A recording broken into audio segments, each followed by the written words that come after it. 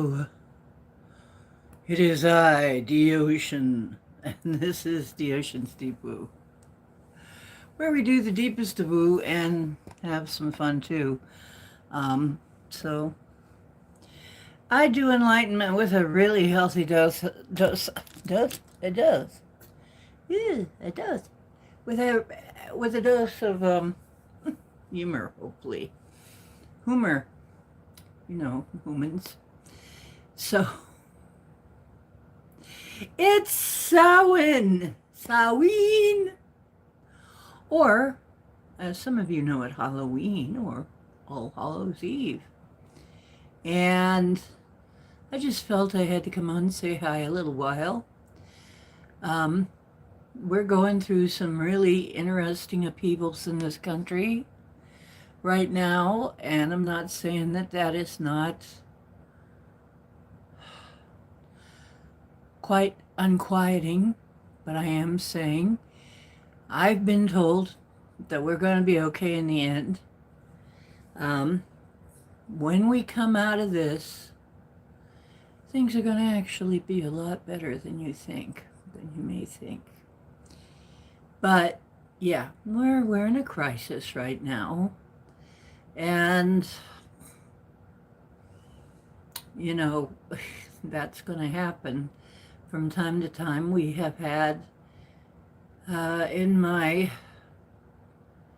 well, I guess I'll go into the meat of that a little bit when people find out I'm actually in here.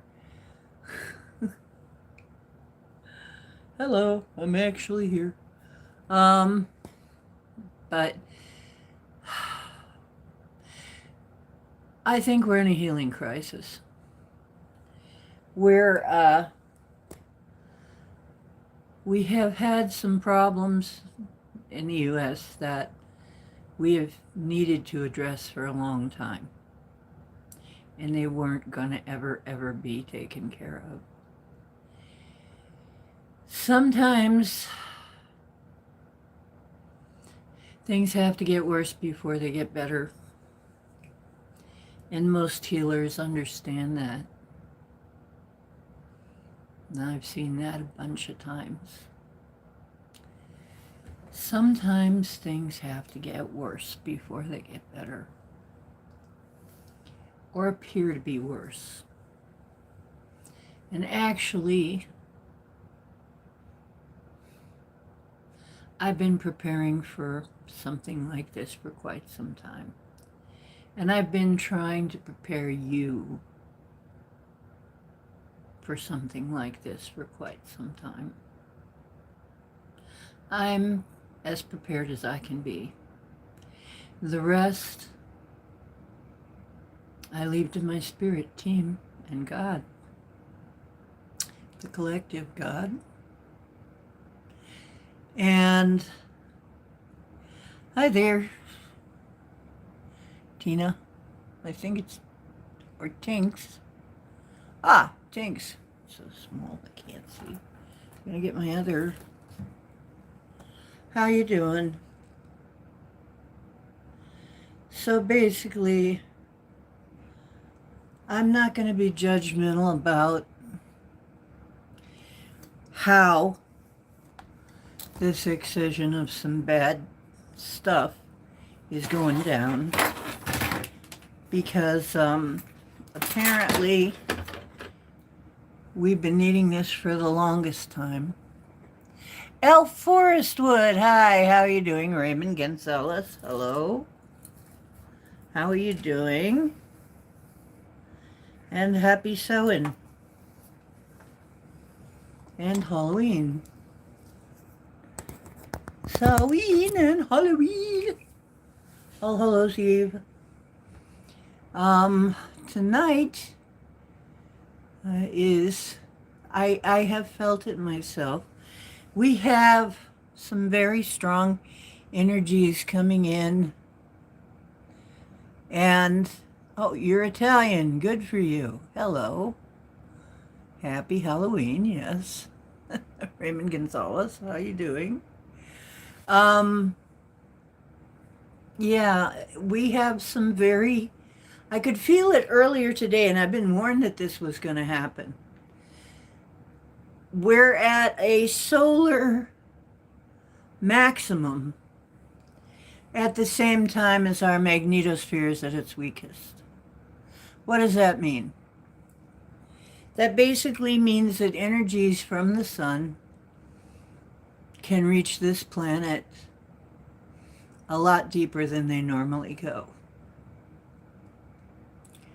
And as we know, we get a lot of energy from the sun and a lot of information.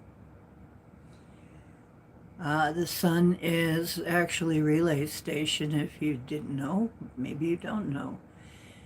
But the energies from the center of the galaxy are sent through the suns as relay stations, and we get those coded messages. So both on a natural and a metaphysical and a supernatural level, we're getting energies from the sun today, and it's getting in easier than it normally could. It's penetrating deeper and getting in easier through our magnetosphere, which is a scientific way of saying Earth is welcoming in that solar energy today, and also the lunar energy, the reflected lunar energy. So we have got Father Sun and Mother Earth communing a little closer than usual. And so that's going to have some interesting effects. And earlier today, I felt them coming in, and it made me just high as a kite. Hey, hi, Dolly. Hello, Dolly. Well, hello, Dolly. Spooky grandma, huh? Spooky. Yeah, there was a song like that. And actually, my ex, he said that was sort of my song. Love is kind of crazy with a spooky little girl like you. He was probably right.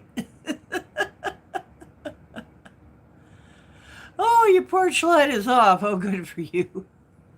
Mine was too, so to speak. We were supposed to hang something on our door if we wanted trick-or-treaters. I just didn't have the energy for that.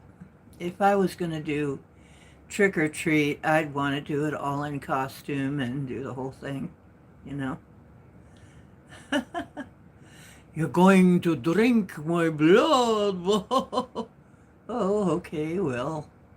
I'm about a pint low already. You sure you really want to do that? It's mostly beet blood at this point.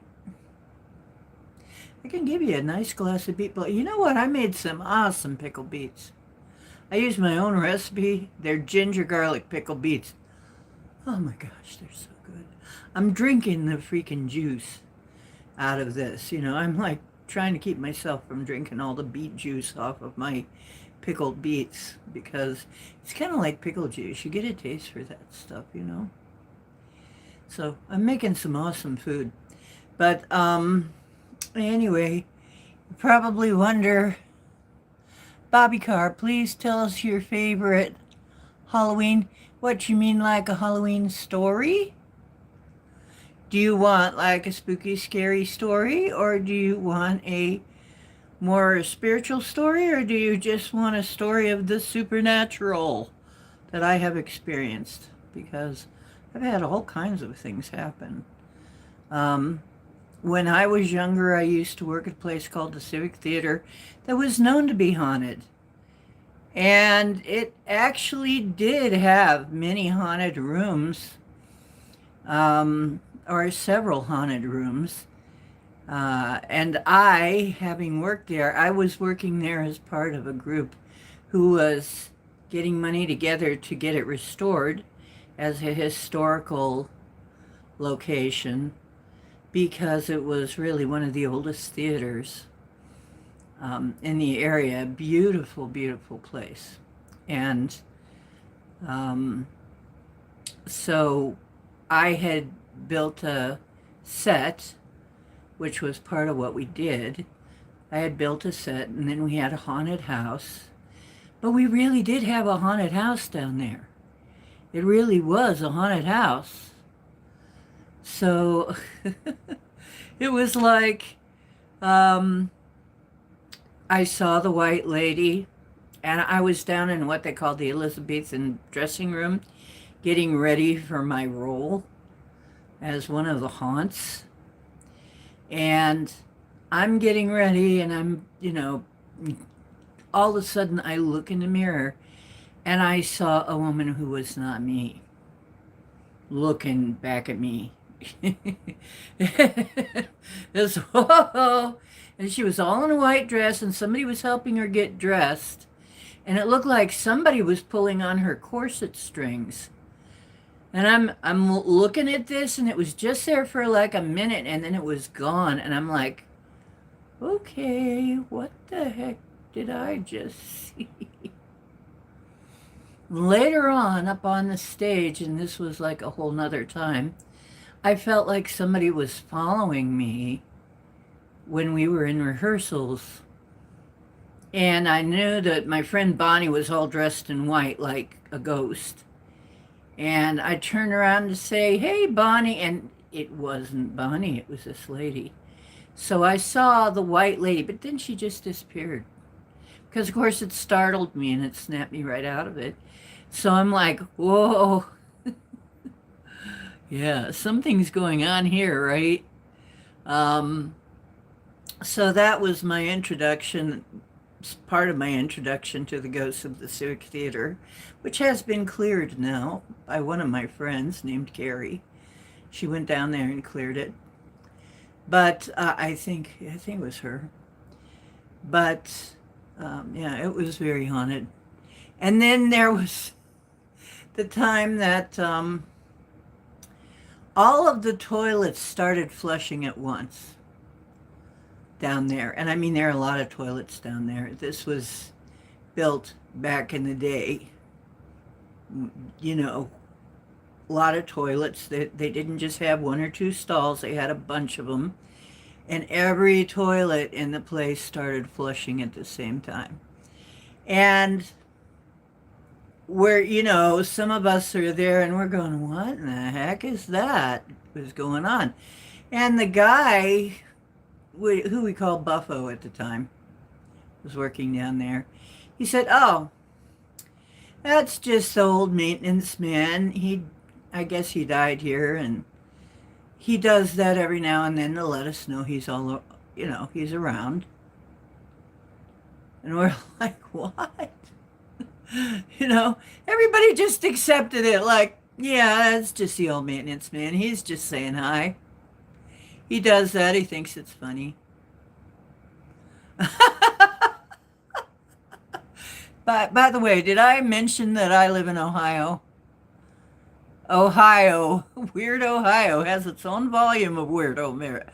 Weird America, Ohio, has its own volume of Weird America because they couldn't fit all of Ohio in the same volume with the other states. So they had to give, I think, Ohio and maybe Rhode Island and maybe one other state its own volume because there was so much weird in those states. And I'm proud to say Ohio is one of those states, okay, where we have weird, plenty of hot and cold running weird. So,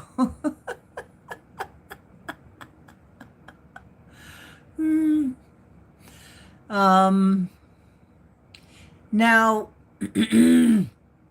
there was also a guy, it's rumored, that hung himself in the hallway. There was a hallway with steps. You'd have to go way up and down, these steps that wound around in the bowels of the Civic Theater. And it was a scary place, okay? It was a spooky, for some reason you always felt like somebody was looking at you. And the rumor there was that somebody offed themselves there in the stairway, which wouldn't be terribly surprising, uh, because you could do that. Yeah, you could do that there. But, oh, there was more too. We had a lot of weird things go on down there. It was great, though. Hi, you collab. I don't know. Depends on what with. Um, let's see. John. Hi, John. And now on the other side, I remember we have had some wonderful nights where, some of my favorite Halloweens or Samhains have been spent just drumming under the moonlight. And we would have our little gathering, and then afterwards we would always have a feast. Because if you do spiritual work, and we would put it, because it's like New Year. And this was back in the day, because I'm shamanic and I'm actually Unity right now, Unity Church. But back then I actually was in a coven for a while. And it wasn't bad guys. They weren't trying to hurt anybody. But we had some wonderful times just sitting out under the moon, and in nature, and having a drum circle and a bonfire. It was a wonderful time. Collab for some profit. Well, yeah, I would be into doing that at some point. Sure. So, I've had many wonderful times doing that too. I've also had, I've had some scarier times. But really, you know what? It's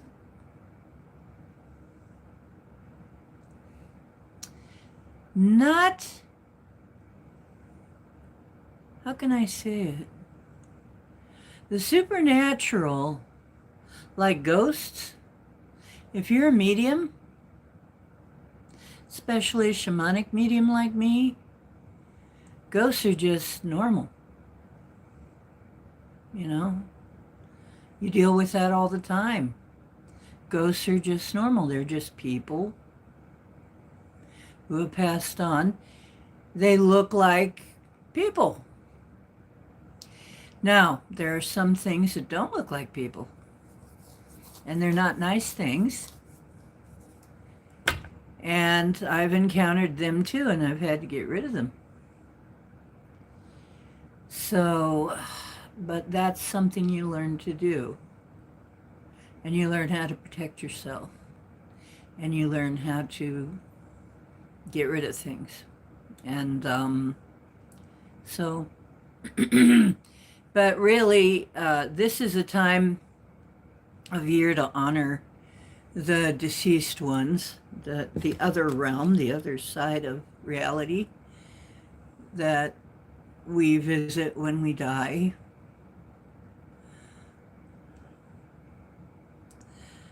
Oh, yeah. You know what, Dolly? It's updating my stuff too. It's driving me crazy. Collab for some profit. Okay. Collab with who? Actually, I might do some collabs with Psyche. Psyche, and I've already done some guest spots on different places. So, where can I write you? Oh, it's easy. OceanDiana@gmail. What kind of a channel do you have? Big. Big. What do you do there? But be sure to make it real obvious, because I don't look at like just everything. I mean, if I have any misgivings about the mail that comes in, I just delete it. Like, I don't download anything or anything.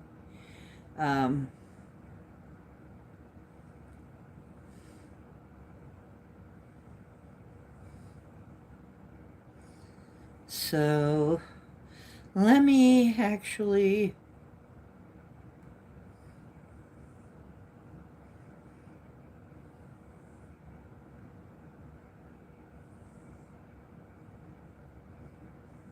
Okay, hang on.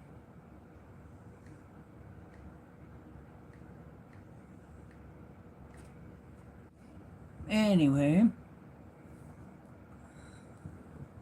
Yeah. Actually, you can just write in the shorts.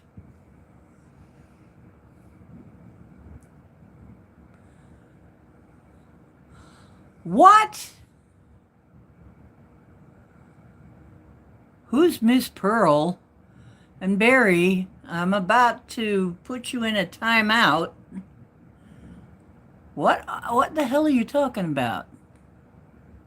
Elder, you know, you got a wrench. You got a wrench. Is somebody getting your account?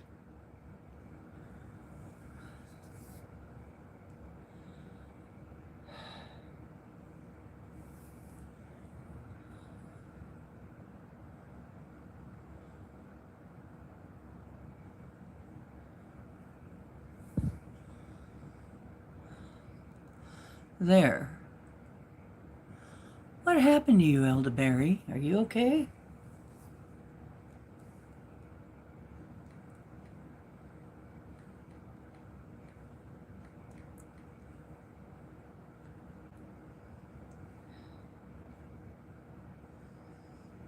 No, are you mad, bro? What's going on with you? You've been drinking too much? What the hell?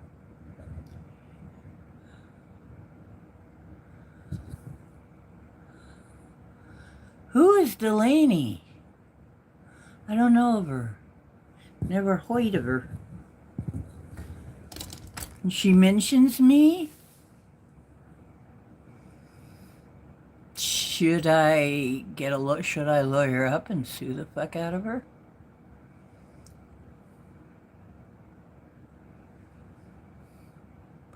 I was buffering.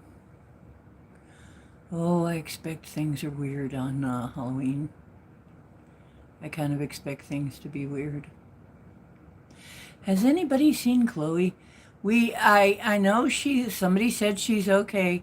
I still have to call her, but I don't want to bother her if she's busy. I don't like to bother people. I just check them every now and then.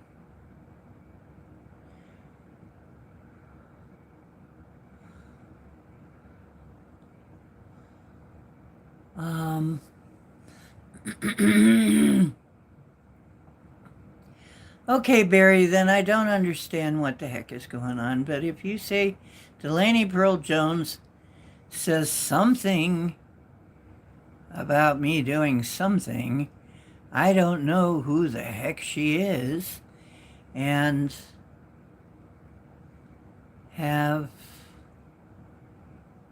yeah, okay, I will respond to your collaboration request in the shorts. Okay. So I don't know what's going on, Barry. I don't understand. If that was meant to be a joke, or are you just telling me somebody's talking about me behind my back? Weird. I don't understand. Oh, she says it to everyone. Okay. I've never been there, so I don't know anything about this chick. Never heard of her. So I guess the joke was kind of lost on me. I'm there going, are you trying to tell me that somebody... Oh, okay. So she's just an equal opportunity baiter. Troll. She like trolls on her own channel. She trolls her people on her own channel. Okay. I got it. Yeah. What are you doing wearing in shorts, Elderberry? Aren't you... Wait a minute, Dolly. He's not Scotty. I'm only here for a little bit because I know that pretty soon we're going to be Okay, hopefully we're going to have RV class, but, RV practice. But if we don't, well, then I got a stream going. you know, RV practice is, let's see.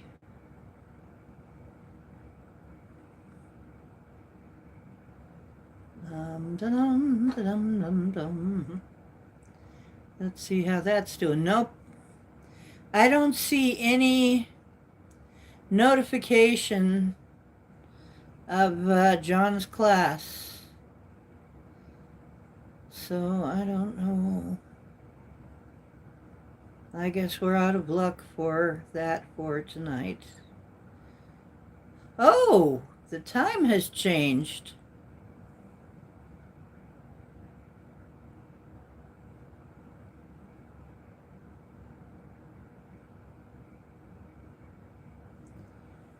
Oh. Okay, yeah, I do not see John having his class on tonight, so.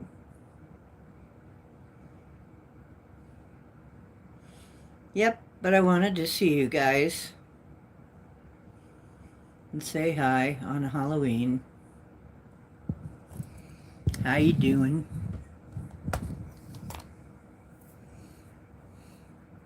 And I might not be on for very long because honestly, opportunity knocks. Yes, I will answer that, and as soon as I get off the stream, okay, I'll say hey.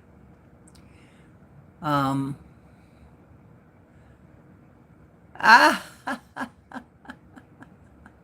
you mean my crazy Karen, my undead Karen readings?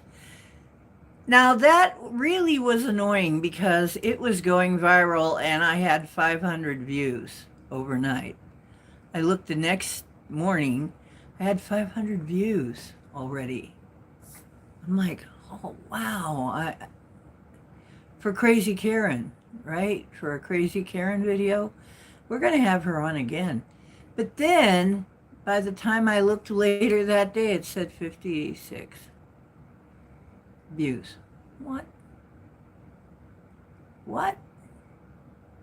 It had cut it down by like 90%. So, YouTube is up to something with my channel.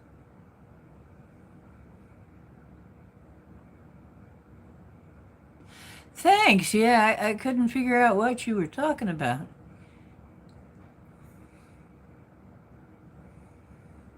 Yeah, Barry. Yeah, it's okay. I just had to take that one thing down.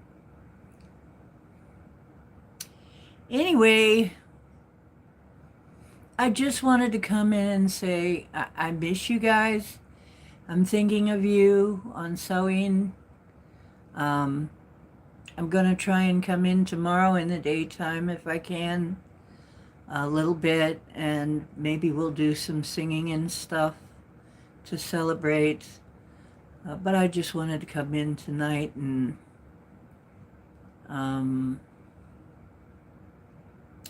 just say hi. I'm around and I'm thinking of you. Hey, Crow. Oh, and I have to show you Mr. Wonderful. There he is. Mr. Wonderful.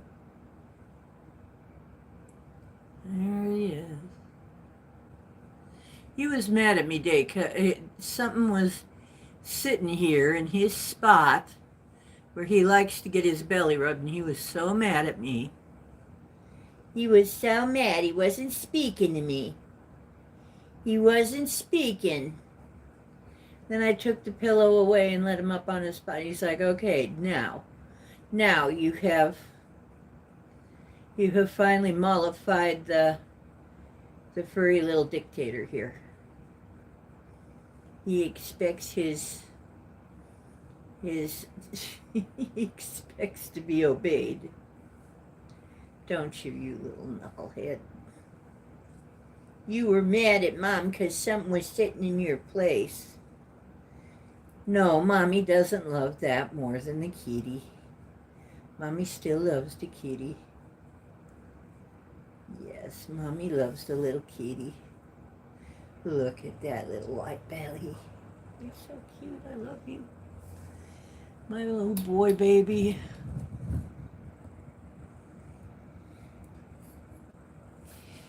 Boy, isn't the lighting weird? Yeah, lighting's doing weird things. So how you doing, Richard?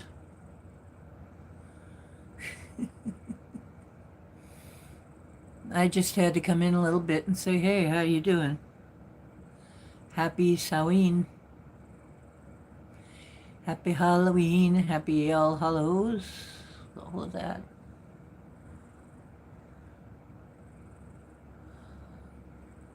Peeps will tune back in again. And you want to dance tonight. Are you going out dancing, Dolly? Is that what you're saying? Ooh, I want to dance with somebody.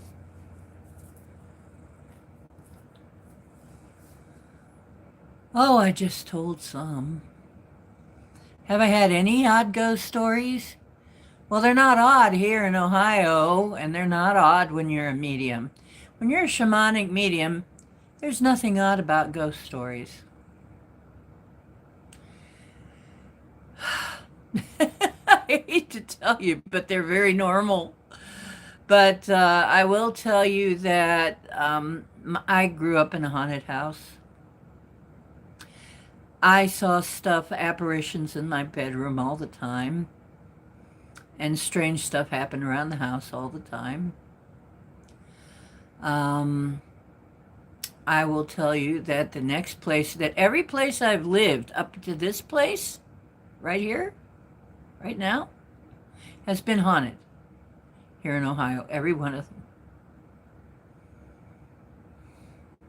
And also when I was down in New Orleans, that was haunted too. Every place has been haunted. So, what story do I tell you? Is there anything that's odd about it? Well, it's really more odd when there's nothing. This is the quietest place I've ever been, but only because I cleared it and because I have gridded the place. So, I've done some protections, but we had something in here. Oh, a couple of times I had something, someone was walking back and forth, and I couldn't see him with my, right on. I could only see reflections of him. And I said, okay, that's enough. We're going to get you crossed over. And I just called for my helpers.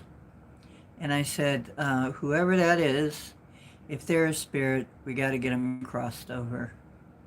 And we did that. Okay. I don't even know who it was. I didn't even stop to check. I was too busy to even check and see who in the heck it was or what their story was. But yeah, we've had that. And then I had another thing that tried to attack me. Now that was pretty scary. I had a thing that tried to attack me one night here it was during the flood. We had some flooding here, which disrupted my grid.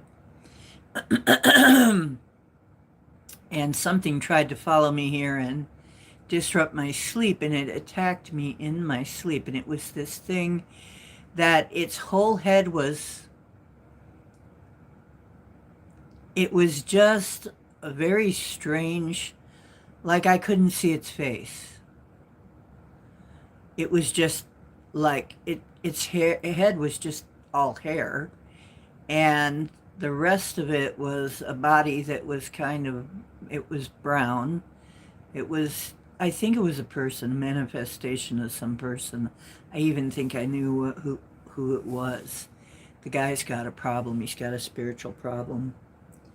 And I wouldn't let him come in to visit me, and I think that's who was actually attacking me. But what happened was I was lying there, and it's like, it tried to pretend it was my mother. I knew it wasn't my mother. And then it turned into this thing, and it tried to scare me. And I grabbed it by the head hair, and I pulled out my sword of light, and I shoved it right down its throat, even though I couldn't really see its face very clear. And when I did that, it just went poof. Because that's the kind of thing that can happen to you when you attack someone like me.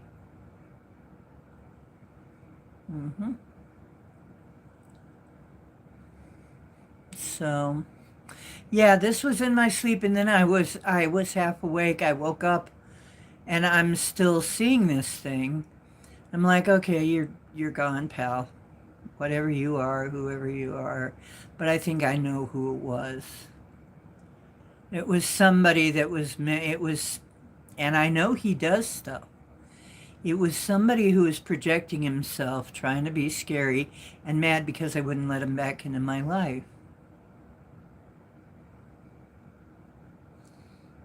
Trying to make me think it was something else. He was something else. It's like, no, I know who you are. It was somebody that I left out of my life on purpose because he was not a good guy. He's possessed with something. Yeah, I'm fine, Sarah. I'm a shamanic practitioner. And as far as the spirit world is concerned, I operate there too. I operate here and there in the spirit world. And if something comes against me in the spirit world, not only do I know what to do, but I have a posse of spirit guides with me. And so there's really not very much that any of them can do. I have gotten rid of many spirits. I have solved many spirit problems for people. There was one lady who was actually on the news for her spirit problems that she had at her place. And it was was an apartment allotment for low rent. So, for poor people, basically. And she said everybody that moved there, ever since she moved there, she got sicker and sicker. She had a poltergeist, basically. It was throwing things around, scaring people. It actually ended up on the local news, and I remember it from years back. And I said, oh gosh, I remember that. Is that you? You were on, she said, yeah, I was on the news. She had a priest come in and try to exorcise it. That didn't work. It just made it more angry. And then she tried something else. She tried a Wiccan priestess. That didn't work either.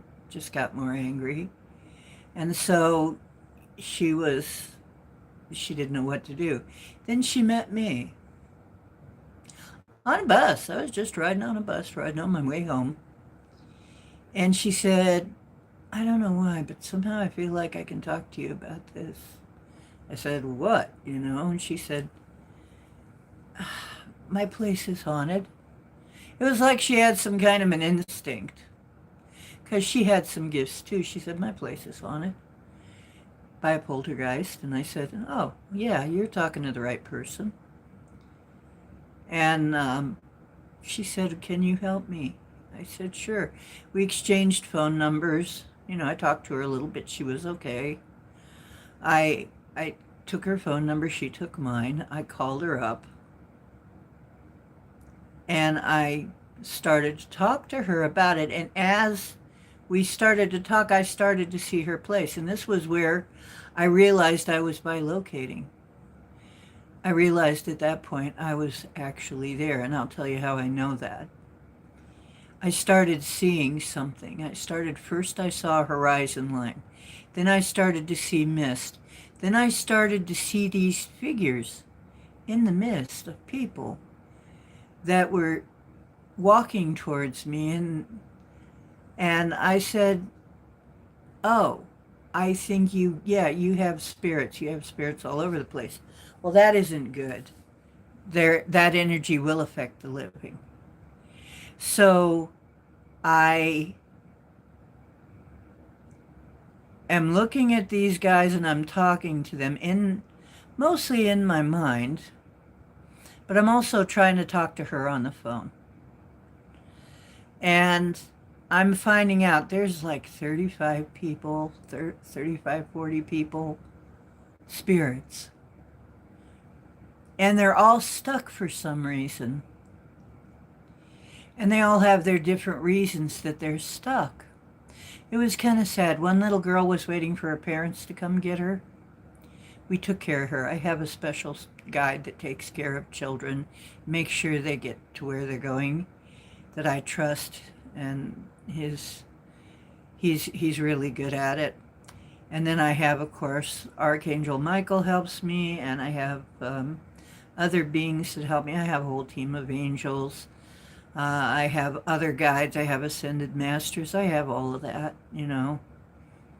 So, I have a posse. That stuff doesn't scare me at all. Yeah, we could do that, Dolly. So,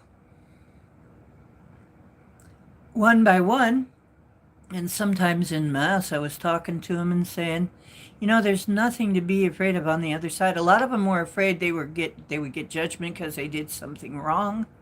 They were afraid, they had been made afraid, basically, made afraid to go on. And I'm there like, well, it's not like that, guys. I died. I did die. I did have a near-death episode where I died and I revived. I said I died. And really, you're not going to be thrown in hell. You're not just going to go there and be thrown in hell. Okay, there's going to be a review, and so it's not like this automatic, like, gates of hell thing. And as a matter of fact, I'm not sure what is happening to these people who find themselves in hell. I have my and talk about it. I have my theories, but I can't tell them what their truth is. But I can tell you what my truth is. My truth is I sure wasn't perfect. I wasn't thrown in hell. Some people say you just didn't go far enough in yet. I said, well, I went far enough in to see a bunch of people. I went far enough in to, that my heart stopped. What the heck do you want? But I have my theories as to why some people end up finding themselves in hell.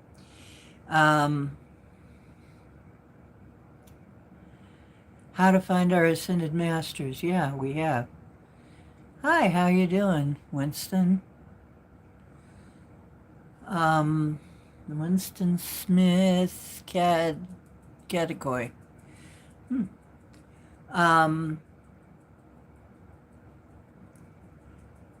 So I talked them all into going to the other side. And I think it was the sincerity because, I just talked to them all and said, guys, it's not like what you think. I've been there. I've been dead and came back. I revived, and I'm telling you, it's nothing like you've been told. So don't be afraid. And I crossed them all over. Meanwhile, the woman on the phone is screaming. She's screaming, what are you doing? How are you doing this? Wait, what are you doing? Explain it to me. I kept saying, honey, don't worry about it. I'm taking care of it. I'm just talking to them. They're going to leave. We'll get them crossed over. She's there, but how are you doing this? And I didn't know what she meant. Then after I got them crossed over, I said, okay, so now why are you screaming? Was somebody hurting you? And she goes, no, I just couldn't figure out how it was that you were standing beside me. She says, I saw everything you did, but I saw it from here, and I couldn't figure out how you were on the phone and here beside me at the same time. And I'm there going, oh, gosh. That's called bilocating. Was I doing that? She said, yes, I could see everything you did. That's why I was screaming and I was asking you what the heck you were doing, how you were doing that. It's like, oh, okay. Uh, well, I don't know how I do that. I just do that when I'm working sometimes. I just bilocate and end up on the scene, take care of whatever I'm supposed to take care of, and then I poof.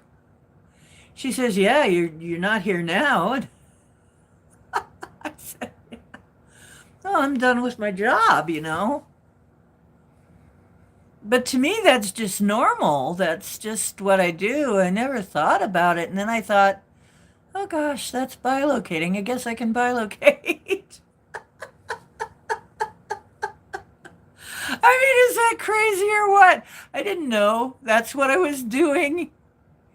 So, hi, Susan. Um, so I had no idea up until then that I was literally bilocating. I was literally showing up in other places. And now it made sense to me because people would say that they'd seen me here and they'd seen me there, and I'd say I was not there though at that time. So I don't understand how that could happen. But now I know is that I bilocate sometimes and I don't realize that's what's happening. It's weird. Hi, Andrea. Oh, you just missed my story. I did a crossing over, a mass crossing over, my first really big mass crossing over. I guess it was. I think there was another thing I did before that, but I did a mass crossing over at a place nearby here, and the woman just flipped because she could see me. And I was on the phone to her, but she could also see me standing next to her doing what I was doing. So it was really wild, right? Um, but it wasn't entirely over. I had to finish that one because it turned out that what was causing the problem was, in fact, a poltergeist. And it was the spirit of a deceased Indian man whose family had been killed to grab that land. And he was very angry. I mean, she actually literally had a picture of red eyes staring out from under something or other. She's like, there it is, there it is. Okay, well, he had worked himself into such a fit of anger, he had become something else. And instead of trying to exorcise him, which only pissed him off, people had tried to exorcise this guy twice. But see, he had his land stolen and his family killed. He was very angry. And I explained to him, I said, look, brother, the land now, I know you don't know how much time has passed, but the land is now, the people that live there are not the people who killed your family. They're just poor people and sick people who can't afford to live anywhere else. And the land is owned by somebody different than them. And I said, don't you think after all this time, I said, by the look of your clothes, it's probably been at least 100 years that you've been doing this. Don't you think your family misses you? Don't you think they're expecting you on the other side? And he just looked at me. I guess it was the first time anybody talked to him like that. I said, you know what? If you're hurting people who didn't do anything to you, aren't you doing something just as bad as what was done to you? And don't you think that maybe what you should do is go see your family? Because I know they got to be missing you. You know what? He just nodded at me like, okay, I understand now. And then he wasn't angry anymore. And he disappeared. And it was over. And the woman told me there was no more. There were no more problems at her place then. The place was finally cleared. All he needed was to understand what actually happened. This lets me know that the afterlife is not what we've been told. There's way more to it, way more to it. And I have to do the way I've been trained, and it'll work. If I do what I've been trained to do, and I've been trained by the other side, by literally my team on the other side, how to do this. I guess it's one of the things I'm here to do.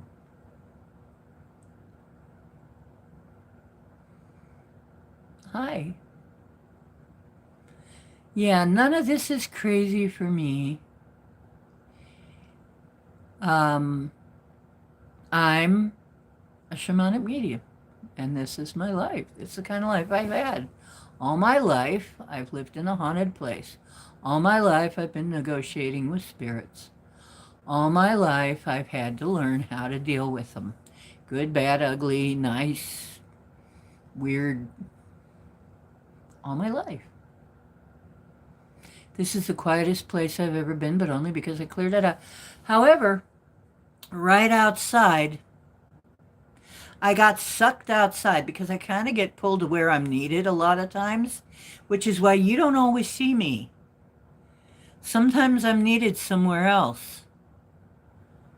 That's just the way my life is. It's very unpredictable.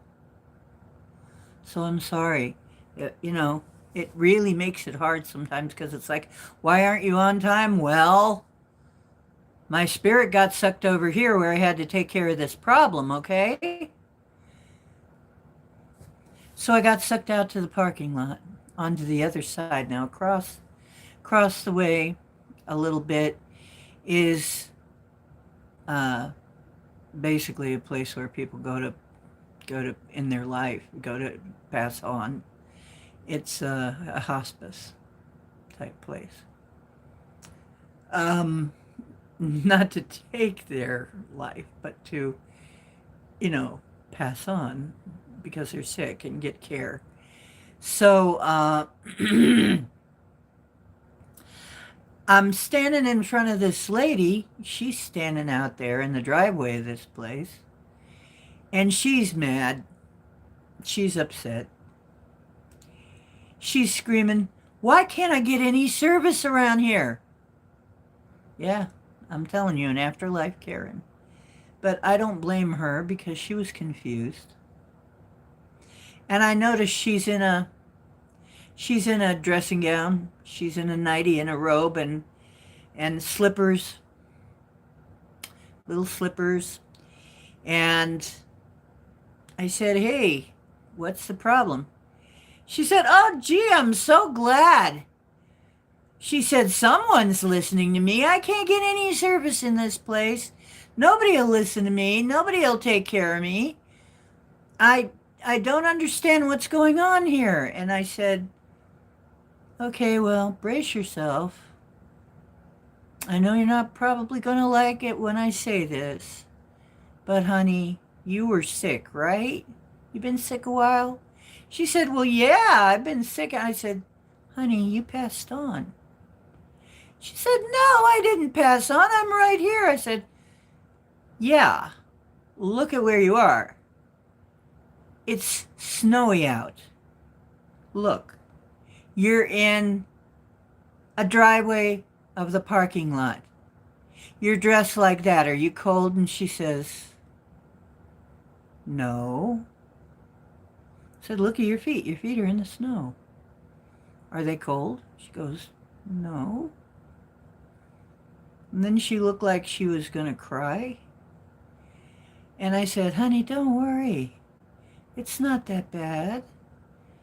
You'll be able, after you cross, you'll be able to come back and say hi to your family and let them know if they can hear you. Some of them we'll probably be able to see you. But right now, we got to get you to the other side, because that's where you need to go.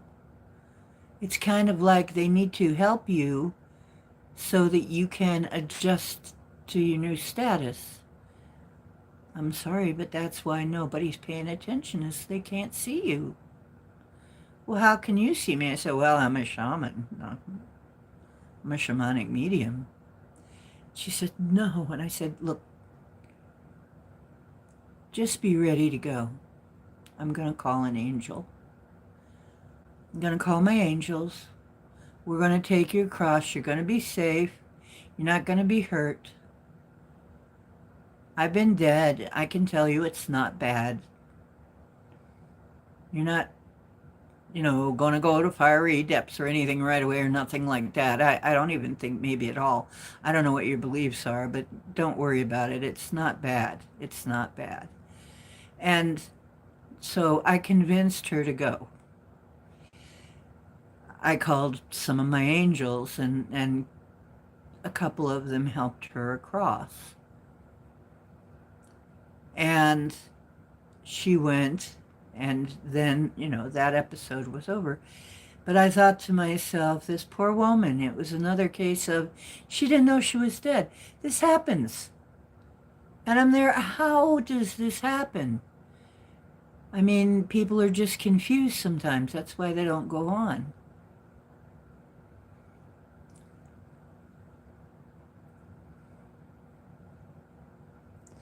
So, you know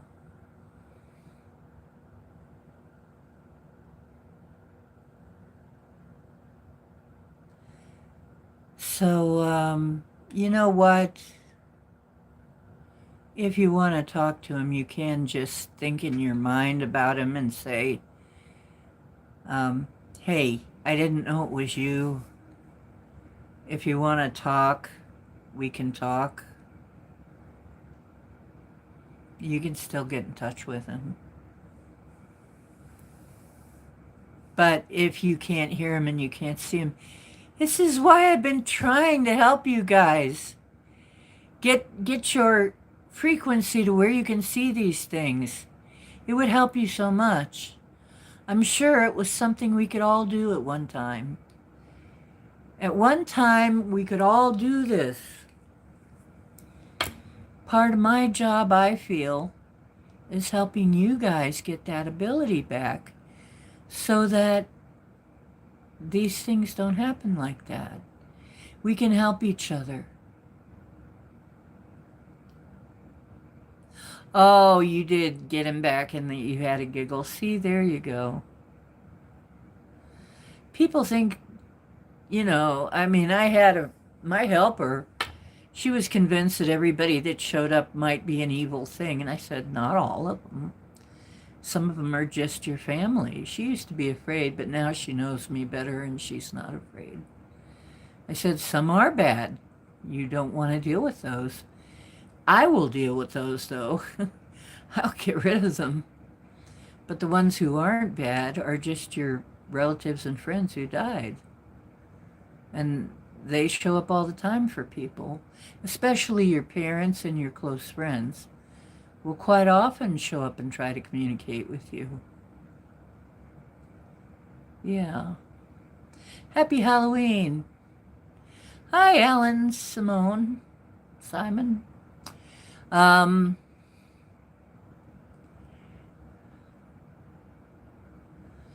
Yes, the spiritual awakening. Yes, it is.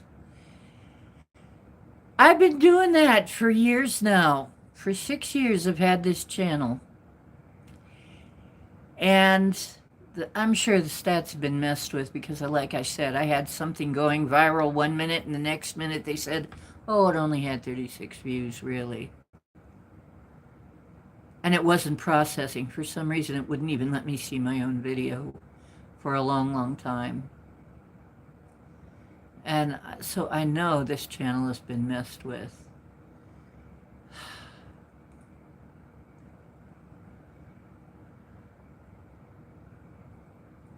Yeah, strange cold energy. A lot of people report that. And I think the energy frequency doesn't match up with ours here. So it's off. And if it's a haunting, it's like they're pulling energy from here to manifest. That's not good. That's what I think the coldness might be. As if they're pulling energy from an area to do whatever it is they're doing. That would make the temperature feel like it was dropping pretty quick. But that's just my theory.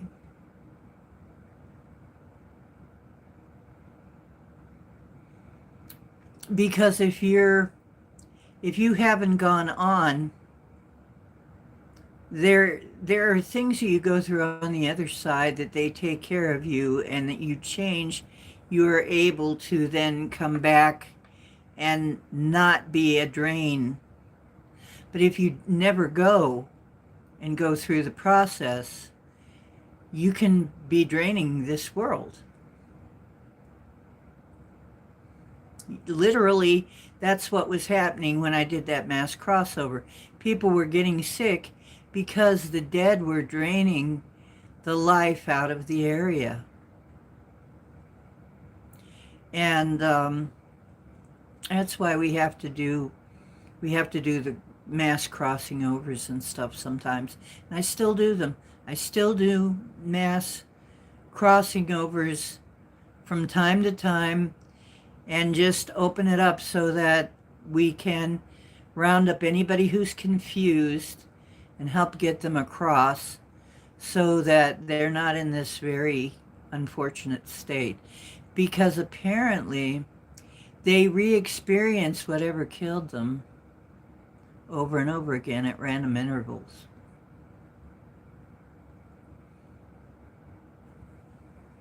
Mm-hmm.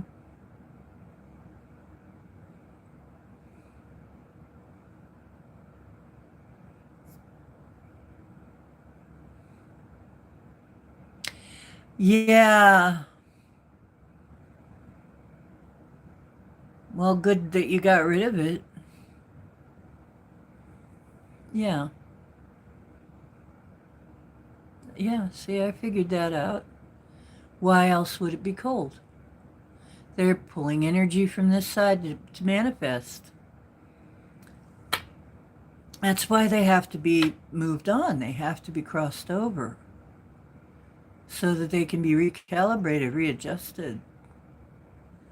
There is a considerable detox, cool down, whatever you want to call it, when you cross over. There is well, I don't know what you would call it. Decompression, whatever you want to call it. You have to get acclimated, more or less. Recalibrated, acclimated, whatever you want to call it. Hi, Alan. Yeah, you have been here before.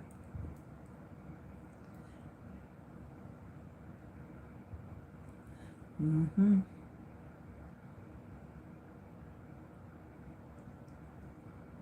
Yeah.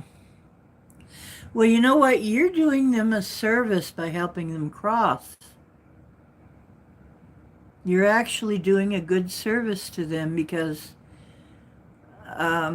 they're not happy. They can't be happy in that state where they're always experiencing their death, where the living can't see them, can't touch them. They can't really touch things. They can't really talk to people unless somebody has a tendency to be able to see them. That would be very rough. You know, I mean, so you doing them a favor by helping them cross over. That's why it's such important work. Like I said, I've been given a whole team to help me do it. That's how I know it's one of the things I'm supposed to be doing. I've been given this whole team. And I mean, they have fought literal demons on my behalf and at my behest. And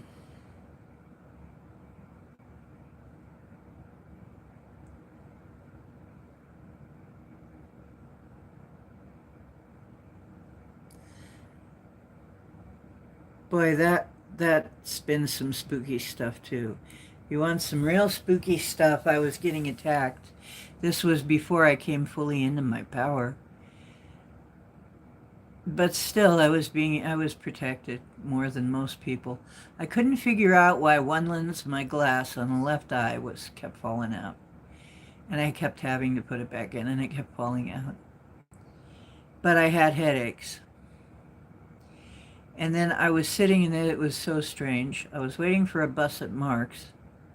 I'm sitting on a bench. They used to have these benches outside Mark's.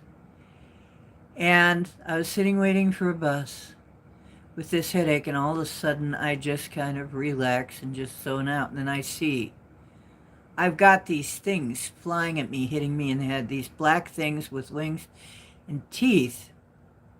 And they're trying to get their fangs in me, but they just kind of bang into me and fall off. And they're like in a pile around me. And I'm like going, what the? You know, and so I called my team to help me get rid of them, and they did. But until I did, I guess some beings aren't really even allowed to step in until you, or they wanted me to notice that and see what was going on. But after I took care of those things, the lens kept that kept falling out. It stopped doing that, and I stopped having the headaches. So,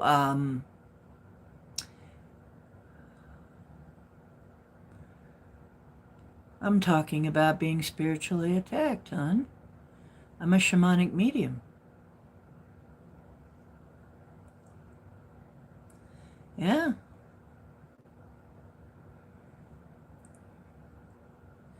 What, the beat ghost reveal? Best ghost reveal? That was weird. Oh, it was really weird. I'm looking and I'm thinking, and I'm seeing in the astral realm, I'm seeing all these dead things around me, like, what the? It looked like some kind of horror movie. And they're going, if anybody could see this, you know, what would they think? Say some person who was unaware, if they could actually see what was going on. But they were dying because, see, I was protected enough, but my glasses were just kind of receiving the brunt of it. But they just kept banging into me and dying. Wrong energy. I think somebody sent them. You see, I've been stalked. Somebody started a war with me. I didn't start it. And for a long, long time, I was fighting that war. I didn't realize it for a while that I was at war with somebody. But after that, it was really very clear to me, somebody's sending these things. I don't know why, right? So then I realized later, there doesn't have to be much of why, except that one day, and I thought, what if one day I am so powerful that I do this automatically and I ruin a lot of plans? Well, I think that's probably exactly what happened. I've gotten so good at it now that I probably ruined some people's plans. And that makes me feel really good.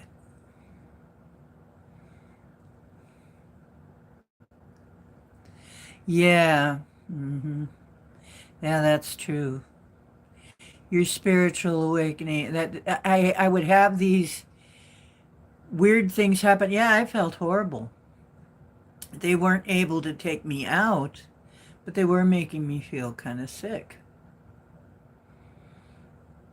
And then I had somebody who was supposed to be helping me who sent me something that was actually hurting me. Oh my God.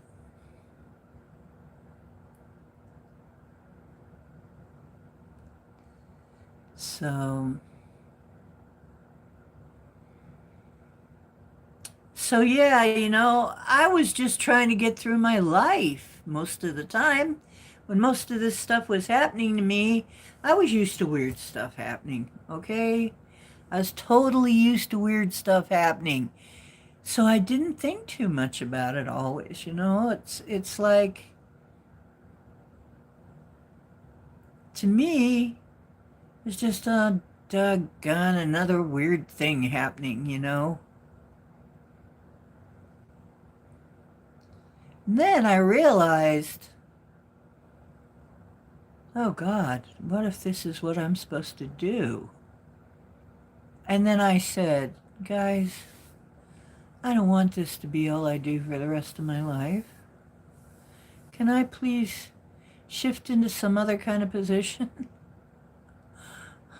I don't mind being a medium, but it's like I'll do this when I have to do it, but can I please have something else to do? I don't want to do I don't want to always be walking into these things. I mean that's basically what it was like. I would always be walking into this weird stuff. It was like every time I turned around, I'm walking into something weird and having to fix it. Okay, handle it. It's like, I have a life I gotta lead, guys. The physical body needs a place to live and food. How am I supposed to take care of myself in the midst of this going on all the time? I'm sure I'll help. I'm glad to help, but this is crazy.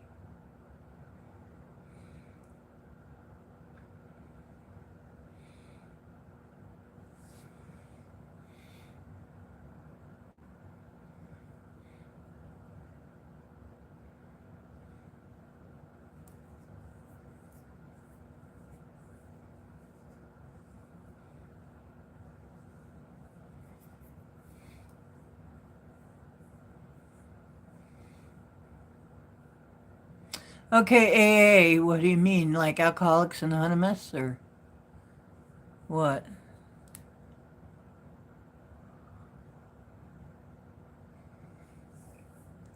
Um, because that got held for review. I don't know why. Alcoholics Anonymous, are you talking about?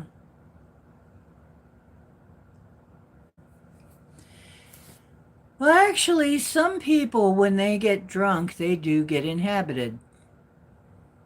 They get taken over real easy. I call it instant asshole.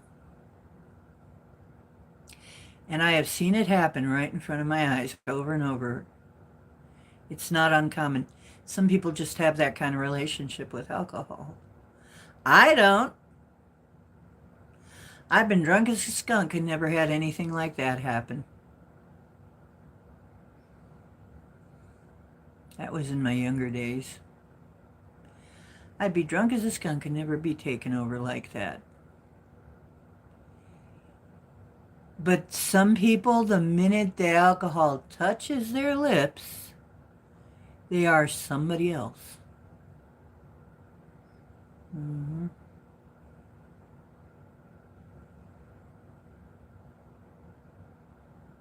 Mm-hmm.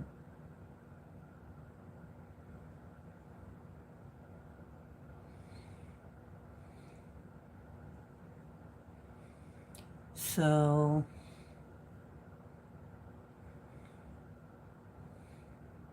I just got tired of doing that kind of work, and I said, look, I'm gonna not, you guys, if I have to, around the edges, but I don't want this to be my job. So now I have a different job.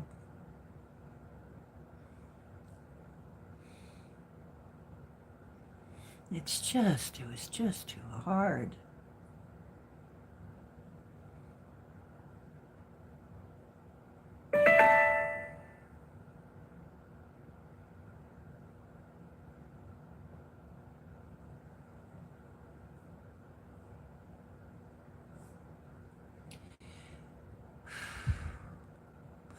I'll have to look that up. Maybe it does. However, I do know that fermented things... Now, I think there's a difference, though, because almost every fermented thing is good for you. How did alcohol become one of those things that wasn't? I think there's more to the story. More to the story. See, I'm resistant. Some people are resistant. You gotta realize not everybody's the same. Some people's physiology just cannot handle it. It does something to them. Then there's also the fact that some people are semi-possessed, and that spirit is just waiting around to hop in at the minute they get the first opening. And if that person doesn't want to be, it doesn't want it to be different, it's very hard to get it out of them because they're holding on to it.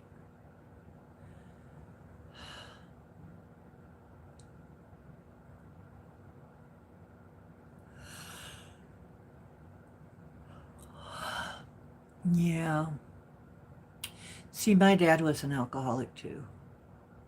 He was a functional alcoholic.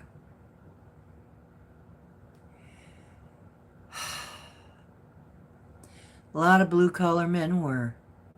When I grew up, I would say the majority of the blue-collar dads were functional alcoholics.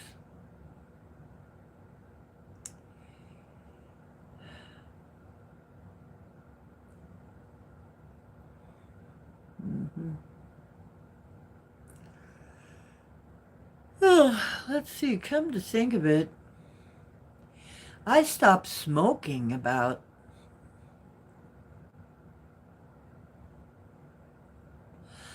Okay. I'm about 27 or 8 years quit smoking. We have our addictions here. It's rough. It's part of our training, I guess. It's part of our thing about being here on this plane, is you can develop addictions.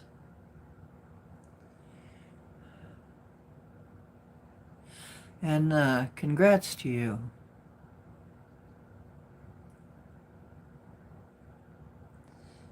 Hey, Louis. Hey, Lou. So, I've been telling ghost stories, real ones, from the lips of a shamanic medium.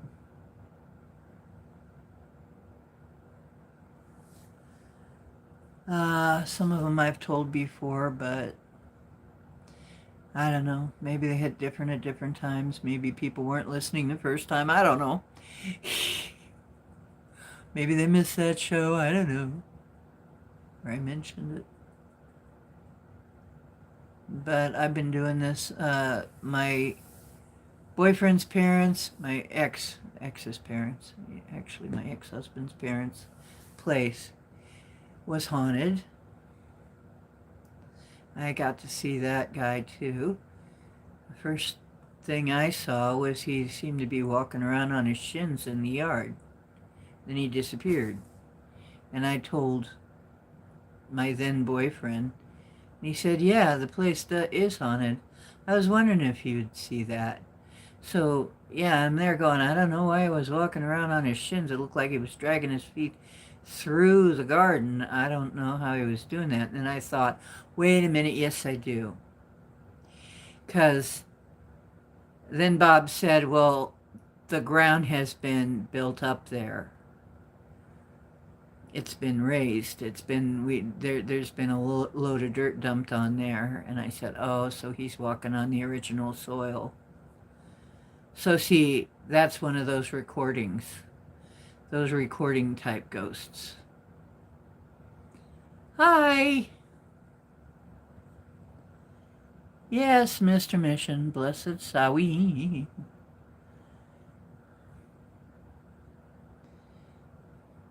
Well, good for you. Well, drinking and other things. I think If it affects you like that, you should not be drinking. You've seen me. I've had a drink and then come on, and then you've seen me. I just kind of get happy and I get happier and friendlier. I don't get morose and sad and cry or angry or anything. I just get kind of happy and hey. So I'm just so resistant to a lot of that. I'm very thankful that I am. Because my father, like I said, my father was an alcoholic that would scare the bejesus out of you. He was scary. Because I could see what got a hold of him. And as a kid, I didn't understand. But I could see what got a hold of my father, and it wasn't good. Mm.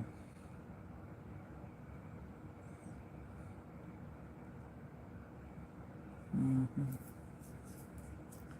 Well, and the funny thing is that I'm not really that interested in getting drunk, like some people are. Sometimes I have used it for painkiller. It works really good as an analgesic and muscle relaxer, so I can just get to sleep, when I had pain. But I've used it just to go have a good time, to relax and have a good time without pain, When I would go out dancing sometimes, it was never the same thing for me. But I know that there are people who just have a hell of a time with it. And I was always thinking, gee, that must be really, really hard.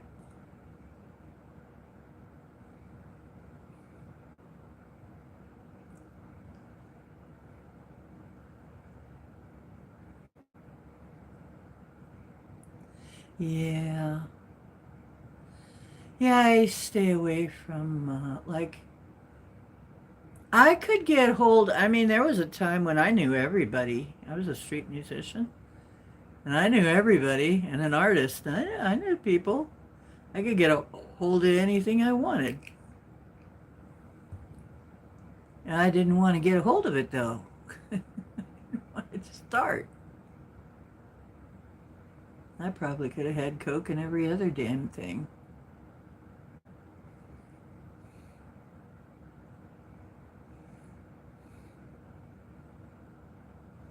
Oh.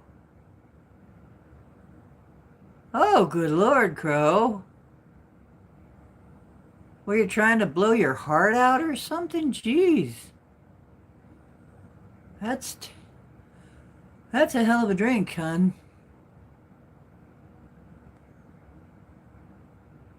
Wow. Now, you know what?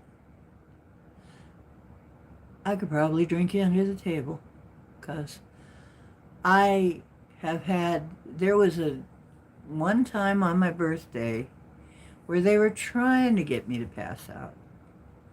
And I had shots. I had 5. Now you know what a Long Island is. I had 5 of them. You know how many shots of alcohol that is? And then some alcohol shots on top of that. I never passed out. I was still walking around dancing, singing la-di-da-di-da. Very resistant. Funny.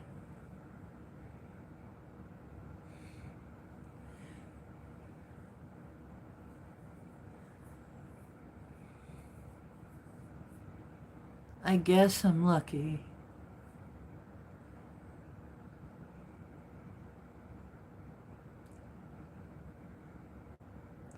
Ah. Oh, a semi-weekend drinker. So you didn't have it for 6 months. Well, good for you. Hi! Can you see me? Hi. Yes, I can. What's up?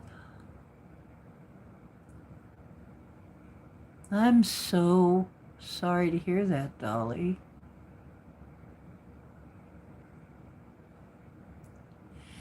The best I can tell you is you really got to listen. You know, if you get spiritual guidance, you got to listen to your guidance. I certainly do. If I don't, I'm in trouble. Yeah, you really are. Johan, it's you. Hi there. How you doing? How you doing, Jojo? Yo, yo.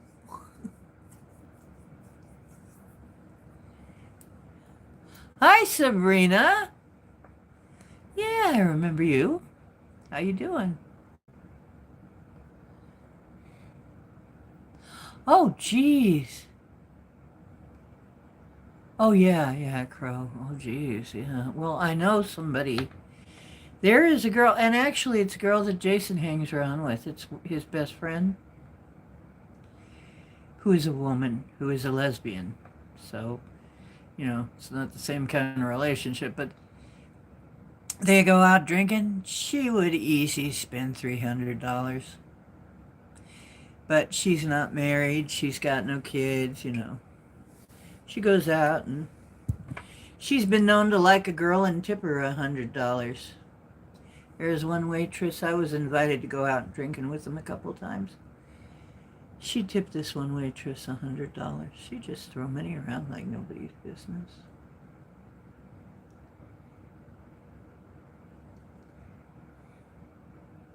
I bet you could.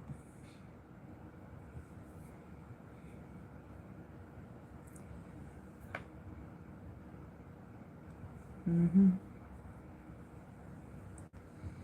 Yeah, I listen to my guidance.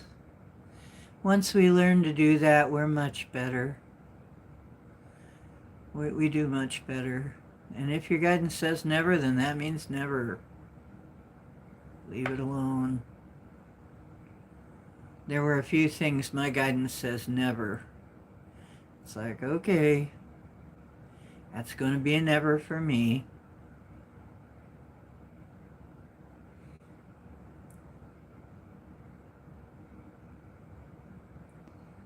What sounds bipolar?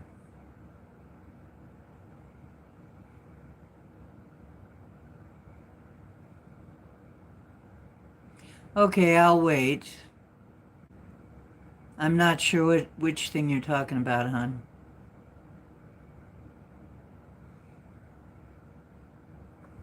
It's really hard sometimes in chat to figure out what people are talking about.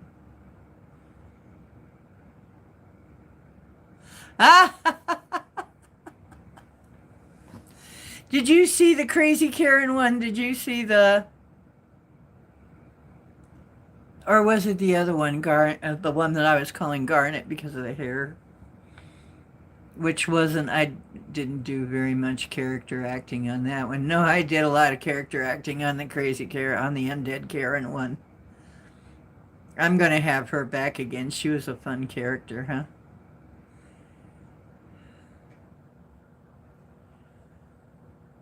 Oh, dear. Oh.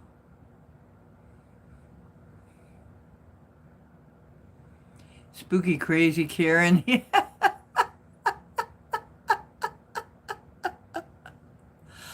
Oh, yeah.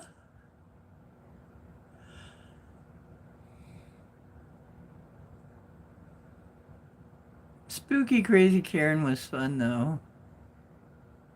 We're going to have her back on. I think I scared some of the trolls to death. There were some that were coming in and they just went,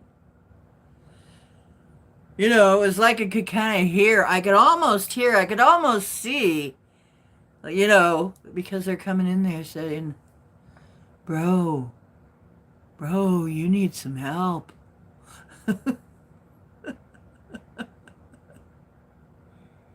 uh, you didn't know?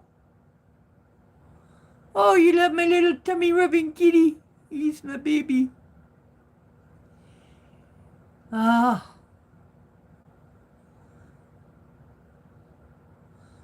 oh dear. A woke liberal. They're very dangerous. Oh, you mean spooky, crazy Karen? Yeah. I was thinking of that. She has to be a woke liberal. Those are the scariest things.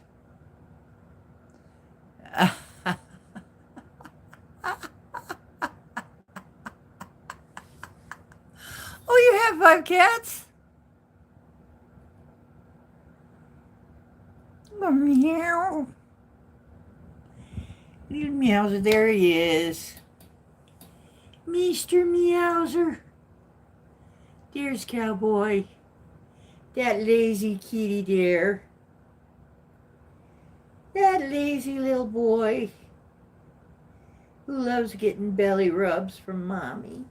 Yes, just loves his belly rubs.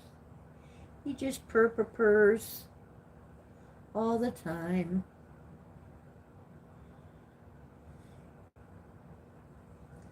Purr.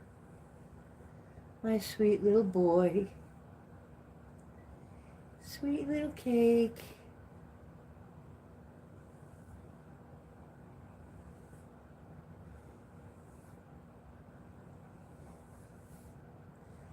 Yes, you are a silly cake. But your mom's silly cake, so that makes you special. Oh, look! One of his spots is turning into a heart again. Look at that.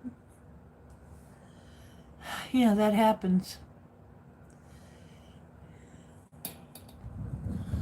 Oh, you have a pet shop, Sabrina? Oh, I wanted to do that at one point. I didn't think I'd be able to keep up with it, though. But yeah, I wanted to do that. I wanted to have a pet shop.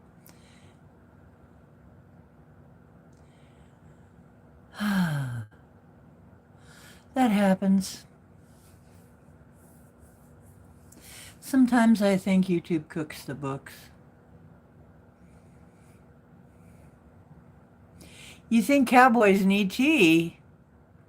Well, he's my Lyran co-host.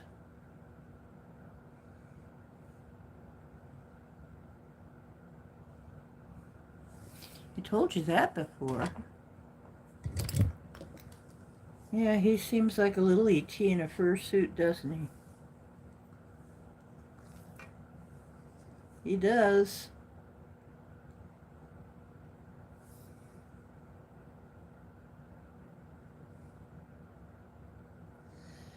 Okay, let's see.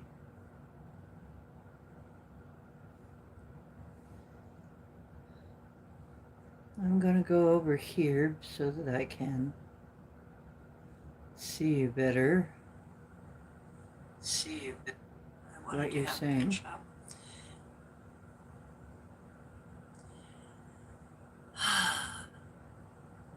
That happens.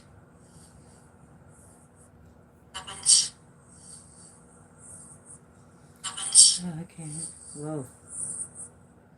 Let me turn that down.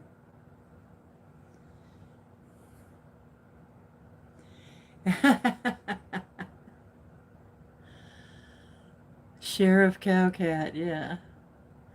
Buddha belly. The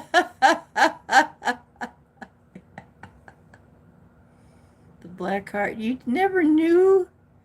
I cannot believe you didn't know, Jojo.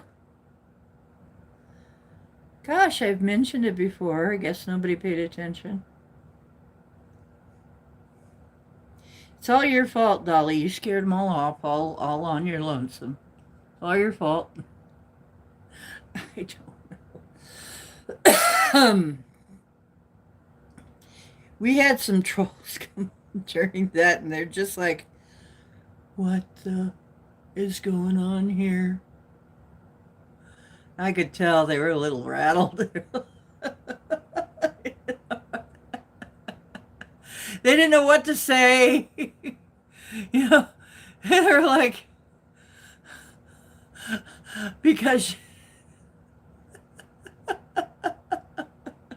yeah, that was fun. That was so much fun. The X-Files theme song. There you go. Uh-huh.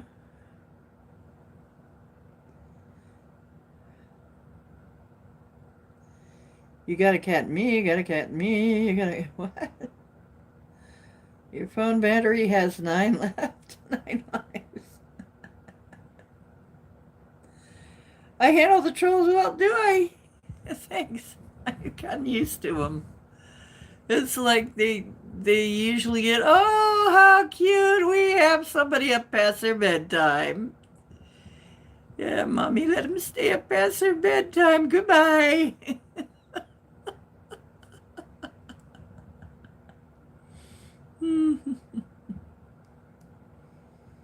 Yes, thank you.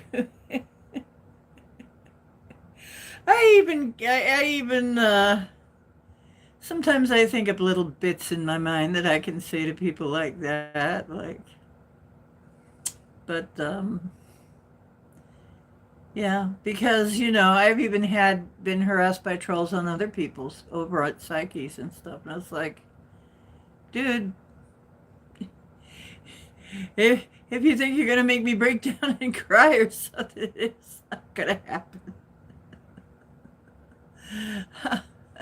Somebody said, and you got no teeth. And I said, you got no balls.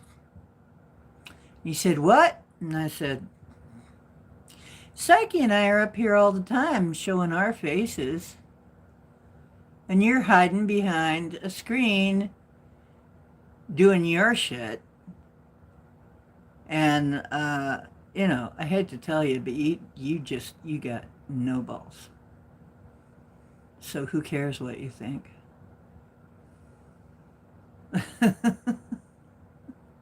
I pissed him off. And it was true.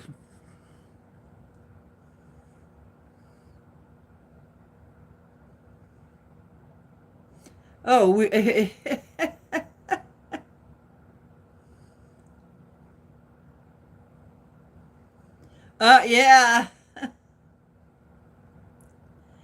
I got my specs on you.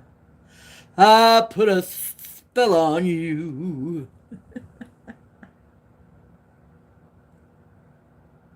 Our Big Bo Peep? Our Big Bo Peep? What the heck is that? The weak will lose. The red dragon. It's done, yeah. I know what you're talking about. The red dragon, the white dragon wins. So white dragon's time to win. Reminds you of A Small World. Really, Jojo? Woo! Sabrina! You're scaring me! Just these big eyes in the middle of the dark. Ah!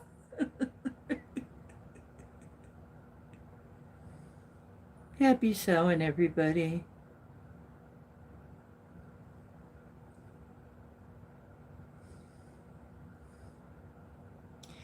So, if you want me to, I'll tell you a little bit about what I'm seeing for next month. It's going to be a banger month. It's going to be a banger of a month, let me tell you. It's going to be something else. And 26? Holy cow! 26 is going to be something. Going to be pretty wild.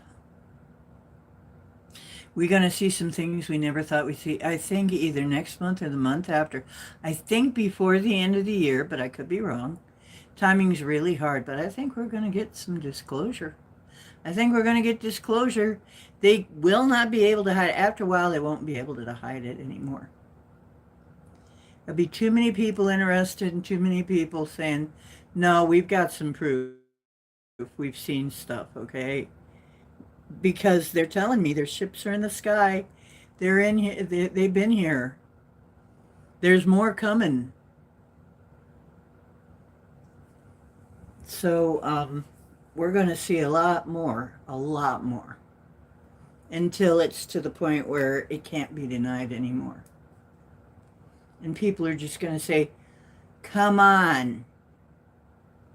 We know more than you do then. You keep saying you don't know anything about this. Guess what? We know something because we've been observing it all this time. Don't be ridiculous.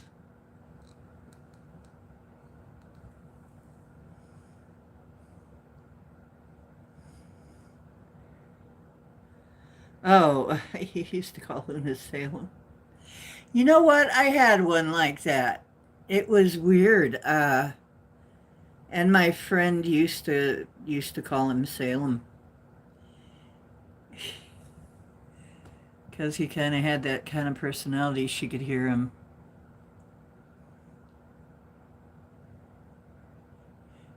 Yeah, they're not going to be able to get out of it. They're not going to be able to get out of it much longer because our friends have said, and family, by the way, some of them are family. Our friends and family have said, okay, that's enough of this. Our friends and family want to talk to us openly. We want disclosure. We want to stop the bullshit. Stop the baloney. And I think it will indeed happen. And if it doesn't happen by the end of this year, it'll probably happen early next year. Because it's just going to reach a point and people are going to say, I've had enough. You know, enough denying reality. This is reality. Reality check.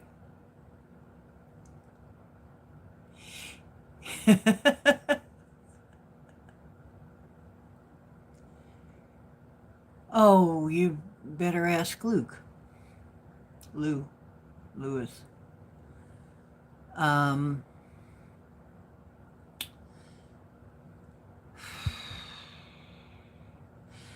It wouldn't be the first time people got names that they don't know why the heck they got. You think it'll be January, more like January? I know it's not very far off.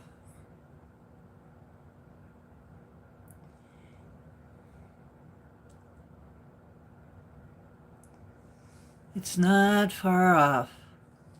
If it doesn't happen next month or the month after, it's going to happen the month after that. You know, it could happen sooner, it could happen later.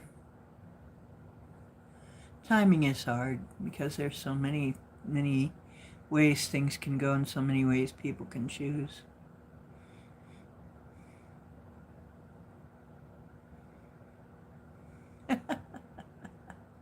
You thought I had 4 eyes? My glasses? No, I just have 2. And cowboy. Meow. Hey, purr box. How you doing? How you doing, Mr. Mune? You good over there?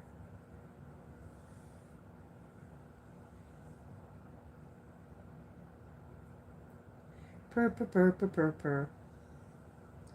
Purr, purr, purr, purr, purr. In my vibrational therapy device. Yes, baby. All these darn updates. Oh, that's another thing. I think we're going to see, and by the way, his fuzz is getting, cowboy fur is getting in my nose. It's very tickly fur. But I think we're going to start to see people doing the little shape-shifting thing. We keep getting the shaman the shape-shifting message, and I'm like, you know what? People are going to see people shape-shift, maybe into what they really are. Are we going to start to see more of that? Maybe we will. Wouldn't that be interesting? And then I went and watched Isabella, and she said something like that. She said we're gonna start to see people. We're gonna start to see people change shape, shapeshifters. Oh yeah, March is gonna be real big. By the way, found out something, don't know if you know this, but if they run this government partial shutdown into a full shutdown, Trump will be able to pretty much do whatever he wants to do because it'll be an emergency. And then the Democrats will be crying because he'll probably shut down everything that matters to them. So they're going to cook their own goose. Yeah. And if it goes to that, I hope it doesn't go to that. I think he's going to try and find a way to um, find a way to do the SNAP benefits, just like he found a way to do the WIC, just like he found a way to pay the veterans. But now he's been ordered to find a way to pay SNAP benefits. So now he's got to find a way to do it. Well, there's all kinds of ways that could happen. And he can say, well, I had to do it. Oh, there's going to be interesting things going on. Yeah, I'm here with the popcorn. I have the popcorn ready. Oh. And me, I'm fooling around with ancient grain. I think there's something in the ancient grain we need. It was funny because of all of the shorts they were going to take out of that program, it was me talking about bread, how bread is nothing like it used to be. But the truth is I think people could have sustained themselves on the earlier grains. They were full of protein, and they were full of other things that probably we needed, and it was very sustaining. But bread now is just cardboard fluff. So yeah, I'm very interested in fermenting right now, because fermenting, it's intentional spoilage is what it is. It's things getting spoiled in a good, beneficial way.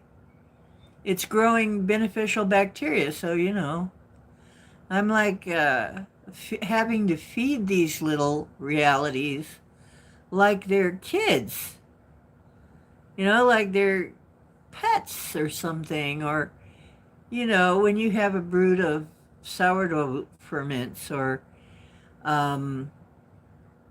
kefir ferments, you need to feed them. It's really kind of funny. So, I've got these life forms, these civilizations living in my kitchen.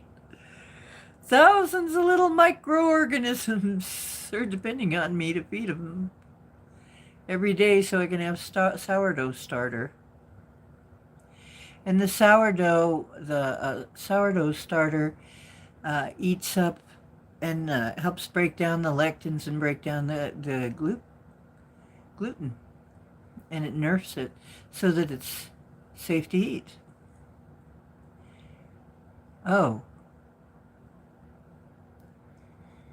Oh. Oh, dear me, Sabrina. Eaten by what? What was eating them? Do I want to know? I had a whole herd of guinea pigs once. But we left them out. I guess we shouldn't have left them out. We wanted to go somewhere just for a few minutes. Left them outside to just graze. And they died. And we had left them out while we were there for a long time, And they'd graze and they'd just have fun running around. And they'd cut the grass and fertilize at the same time. Guinea pigs are kind of fun. And, but something killed them. We only had a couple left. It was sad. But yeah, we had a whole herd of guinea pigs at one point.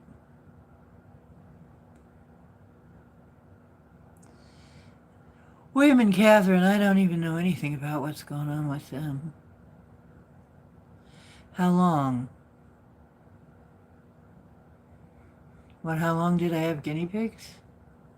Long time ago, but I had them for a while. I started with Dagwood. He was so cute. He was a white crested that used to part his hair down the middle. Oh, buy your kitty cat. Oh dear.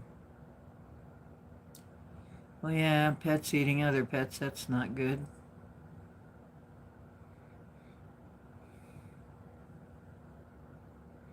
Kind of expensive pet food.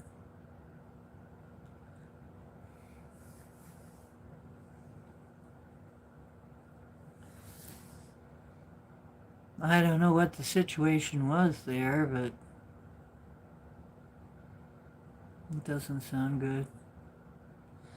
I think this guy here ate some of my fish. My fish just mysteriously disappeared from their bowl. And you know, Jim and I didn't want to think it was him. She's there no going, oh, he didn't do that. And it's like, where did they go then? But, you know, it's a cat's instinct. Unless they know that the creatures are family. Once they realize the creatures are family, then they don't eat them. But they do have an instinct. Oh, Andrew's lost his princedom. Oh, okay.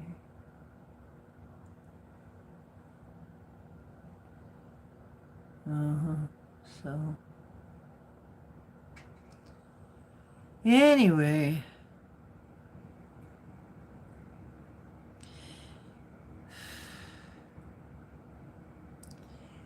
What I'm wishing for all of you on Samhain here is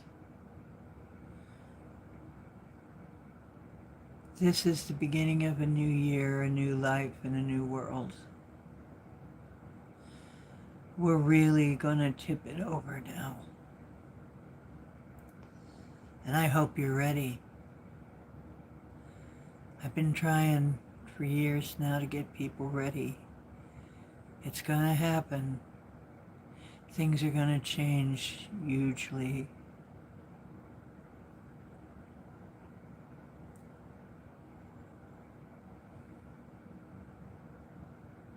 Yeah, this is actually a red therapy light.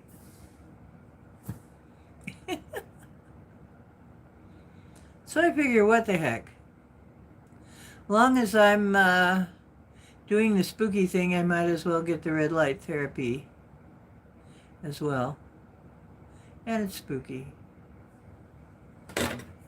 Yep, that's what this is. It's a therapy light.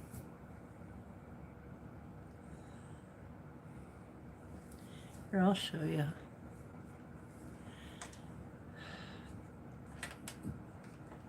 Then we got some light streaming in from the hallway, but I thought the red light would be fun. Oh no! Which one's scarier?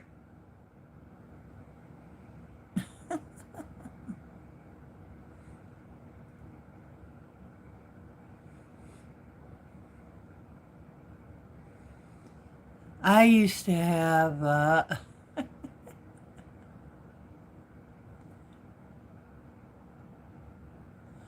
oh yeah, I have one of those somewhere. Sometimes I run that thing.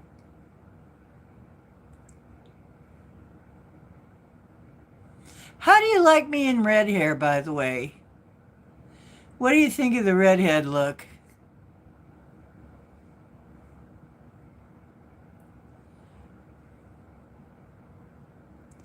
I look less scary now? Oh, good, okay.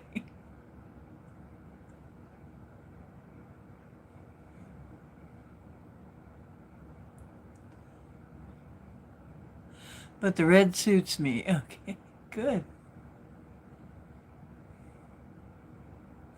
Well, I had red hair. I have red hair. Actually, when I go out in the sun, it turns red. I didn't know that for years. The people were seeing me as a redhead when I was out and about, and then, you know, I was the last to know. Oh, you think the red looks good? Okay, yeah, I'll probably wear it more often. I like changing my hair.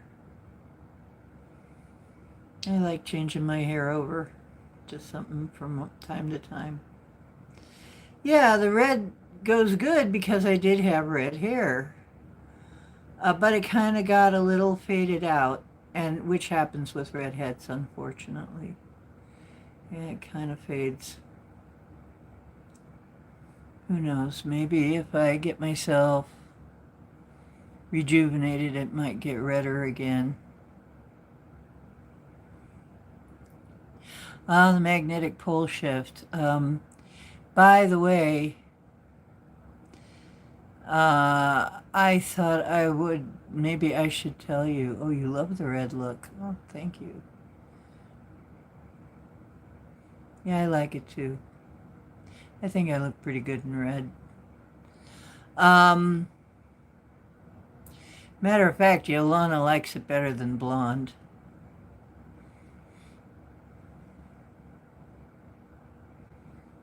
Yeah, I'm thinking of doing that. Exactly that. Giving them all a character.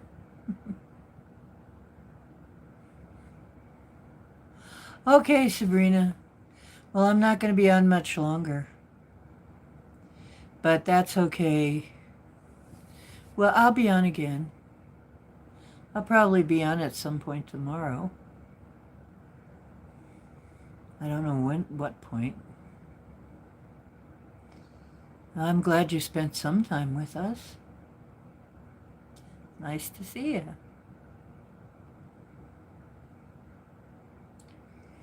Um, hmm. Let's see.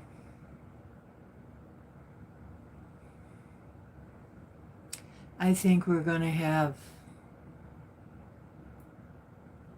I think there are going to be tsunamis again, or threats of. I have been for months seeing something bubbling under the water. I think there's some kind of event or maybe a volcano or something that's kind of major. It's getting ready to go, getting ready to blow. It'll be a major event. It'll probably create a big wave. If not a tsunami, it'll create a pretty big wave probably when it blows.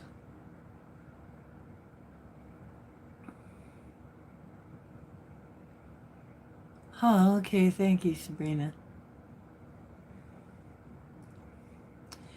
Happy sewing. Really, Jojo? Well, I'm so glad you're enjoying yourself. Hope you come on more often. Yeah, I'm thinking if John isn't going to take on the Fridays anymore, maybe I should come in and do Fridays. Yeah, if I see John ain't coming in, I'll just start doing Fridays.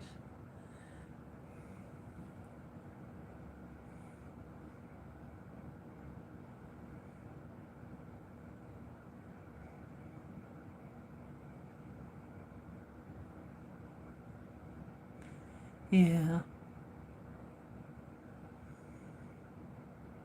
What, this wig? No, this is not Karen's wig. Karen's wig is purple. Yeah, we gotta let you see Karen in color one day. We gotta go set up the lights so that you can see the colors in Karen's wig. It's really woke looking. It was back before the woke did all that, before all this wokeism stuff.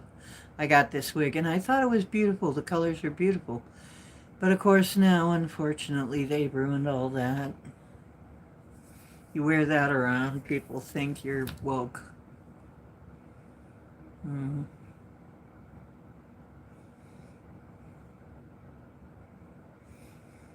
Okay, you know what? Let's, I've got an idea because John's not on tonight. I've got the Earth Magic cards. They've all got pictures. Let's try, but instead of B something, it's going to be D something. Okay? So, type it in all caps, just like at John's, okay?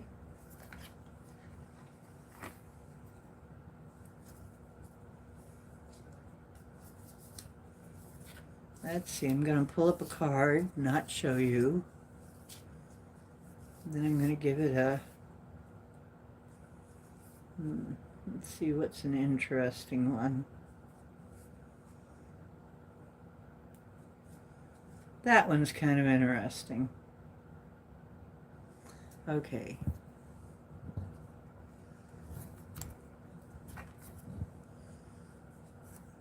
Can you see? Yeah, you can see them fine. Okay. I'm going to list this as... Okay. Its designation is D1. And I'll give you a few minutes. Type on all caps. Relax yourself. Close your eyes. You type a D1. Or write a D1 down and put a figure beside it.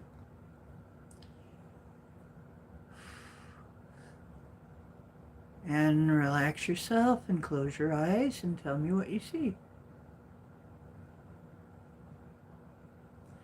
And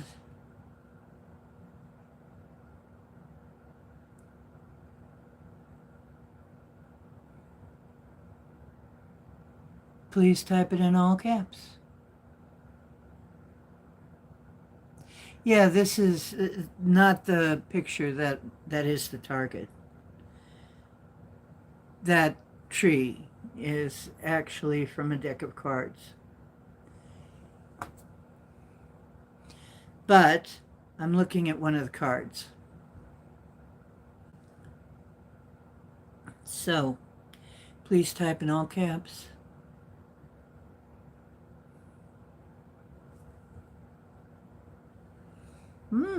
Interesting. D1. It's just D1. It's the first time we've done this with cards, so its designation is D1.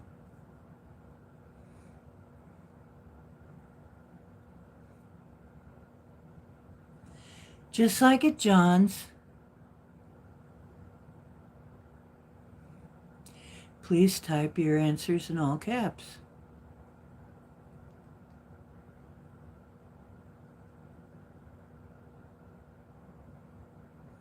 Interesting. You're not typing in all caps.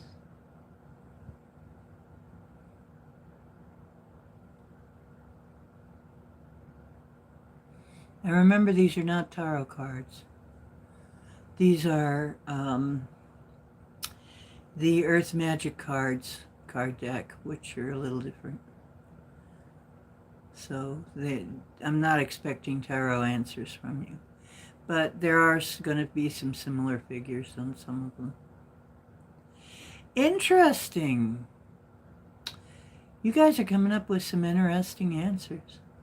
I'll give you a little bit more time since you're just figuring out that we're doing this.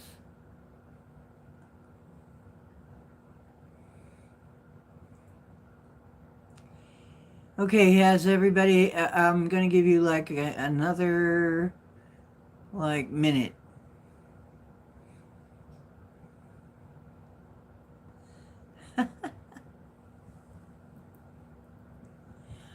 Okay, interesting. Okay. That's all very interesting. Wait till you see what it is. And by the way, if you, for any of these, you might get a smell, you might get a sight, you might get a sound. Hey, no. How you doing? Okay. People scrambling to find...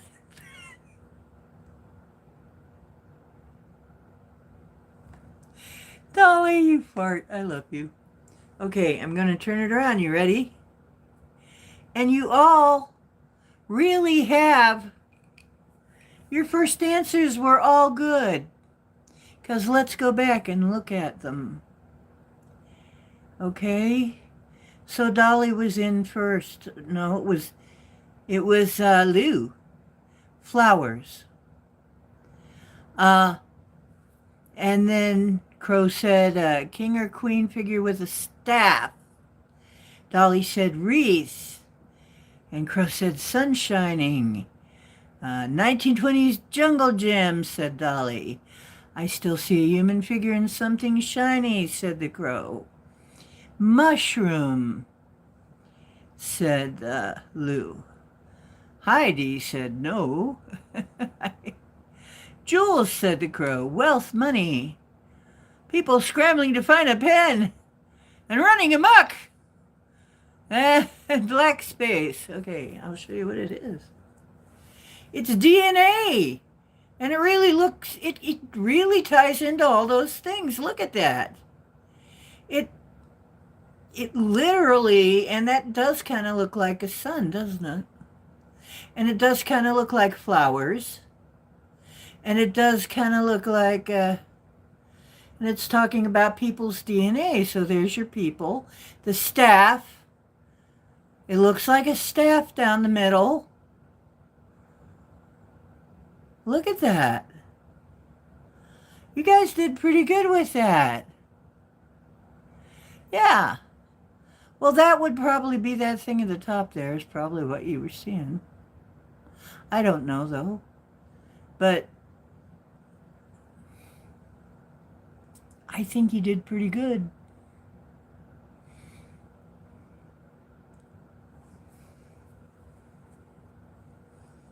I was surprised how good you did. Let's try it again. You want to try another one? Let's try another one. We'll try all together 3, okay?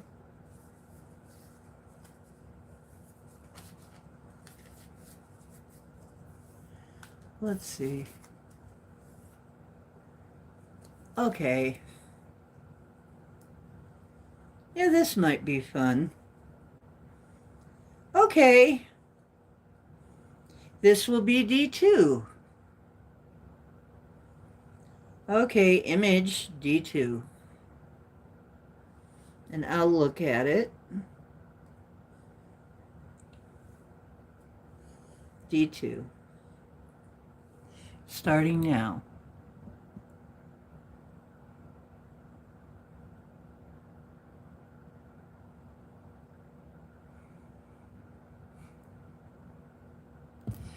Just type in D2. That's what I always do. I never have a pen with me.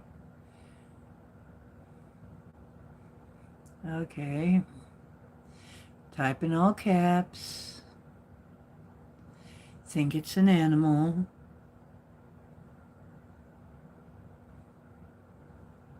I'll look at it some more so that you can maybe tune in a little better.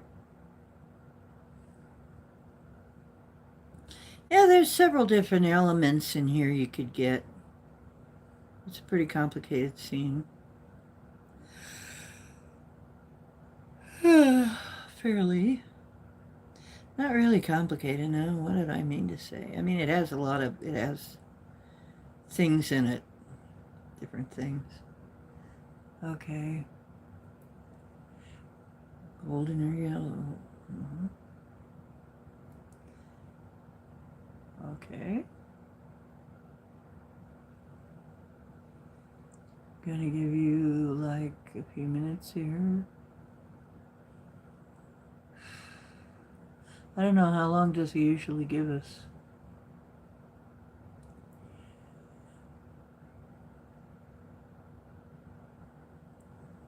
It's interesting.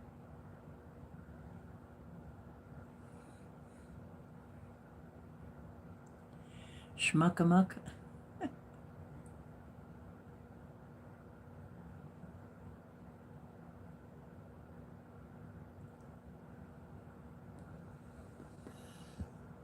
Alright, I'm gonna give you all a chance to get at least one response in. Okay. Can't stop laughing. Okay, good. I'm glad. Yeah. Yeah. Interesting. Interesting. Okay. I'm going to give you about another minute. Then we're going to take a look.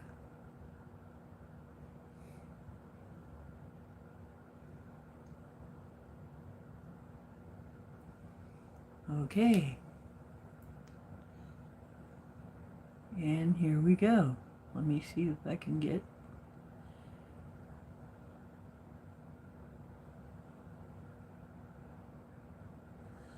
Okay. And Crow starts out with, I think it's an animal. And Lou says, feels like golden or yellow thingy. And Crow says, big animal, bison or elk. And bear, maybe woods and trees. And Dolly says, schmuck-a-muck, because she can't stop laughing. Small woods and small woodland flowers. Yellow, red, blue, poppies. Tree with a door. Or some doorway. Dots and dashes. Okay. Well, that's kind of interesting. It's a woman dancing. Well, that is a big animal. And there are some dwellings in the back you could get. But it is actually really mostly kind of yellow and blue, and she's kind of red-brown. So really, that part was right, and it is an animal.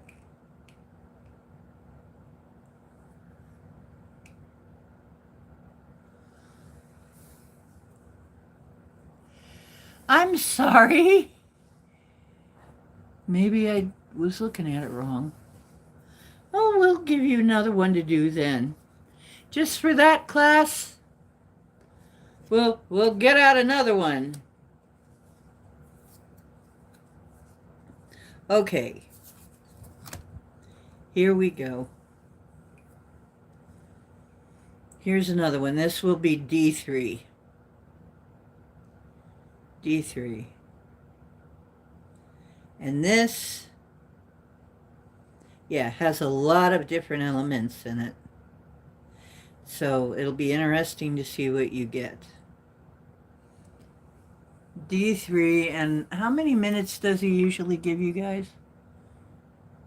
Does he give us? Cool. Yeah, the hut with the door, a tree with the door. It's shaped like a tree, kind of. Yep, I can see that.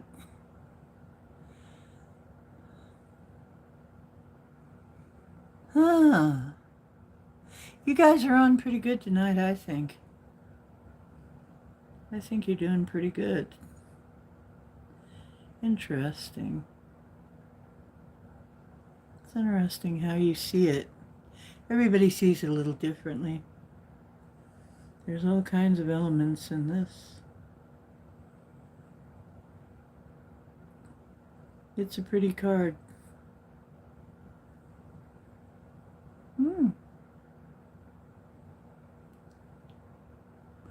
Oh, you might want to smudge, yeah.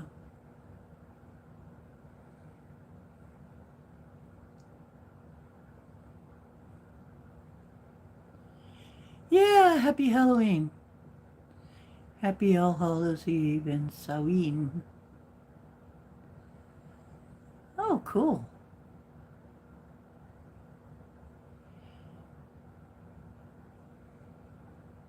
Image D3.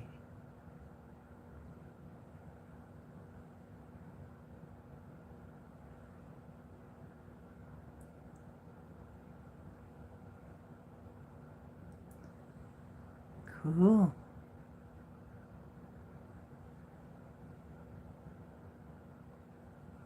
Let me pet the cat a little bit.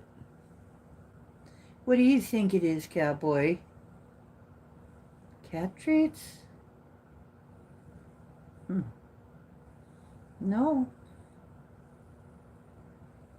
What do you think it is, birthday?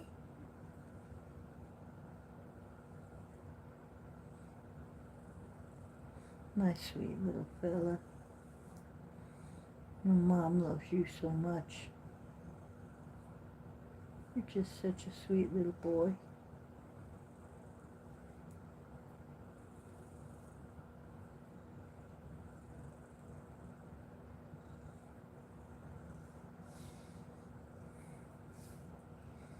Mommy loves that little pudding head baby. That little belly there, that fuzzy, fuzzy white belly. Boy, it's so weird not having Chloe and Scotty and Hook here. And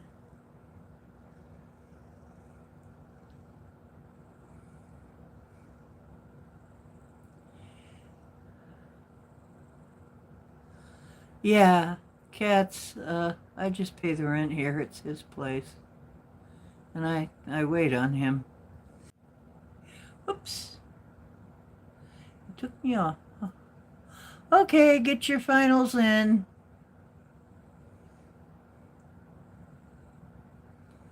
Okay. So here we go. No, said Mountain Pass.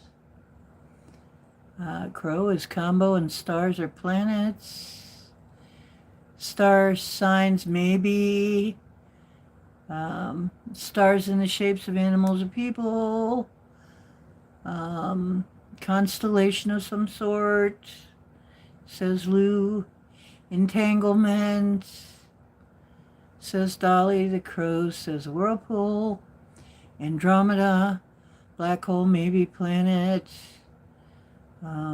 Cat's eye, birds in the sky, medieval society, concentrate. Yes, okay, here it is. And I can see why you would see all of that. Because it does look like that. Look at that. We've got the woods, we've got hills, we've got lights in the sky, and something that looks like we got clouds whirling around, and we got all that stuff. Look. All kinds of stuff in there. See? Isn't that cool?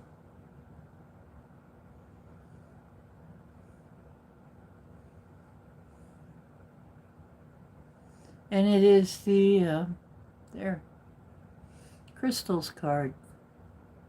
You can see it looks like up there around the clouds, whirling around. Yeah, you guys did really good again. I think you did anyway.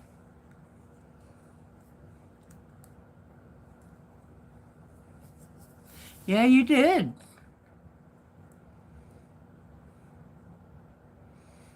Yeah.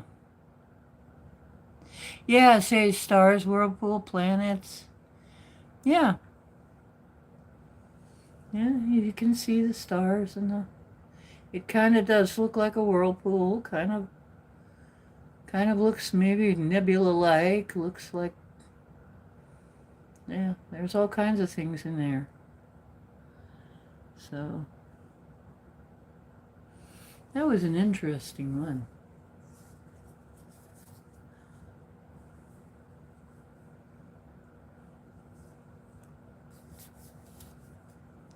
Ask John, my hit rate is darn spooky as it is.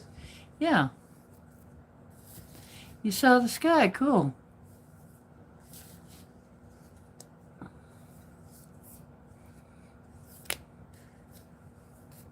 Okay. Hang on. Let me grab another one for you.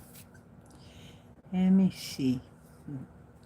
I want one with more, a little bit more.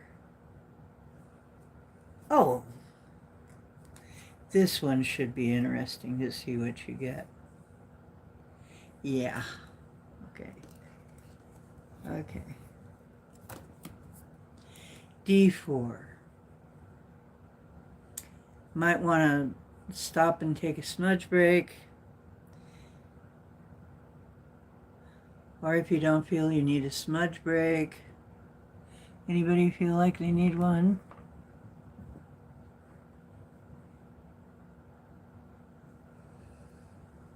Okay.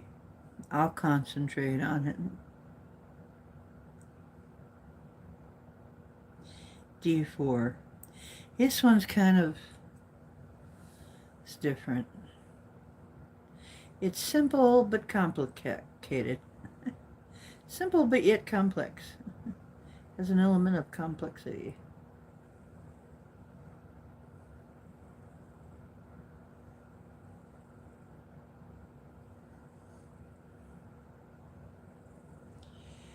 So please type in all caps. That was D4.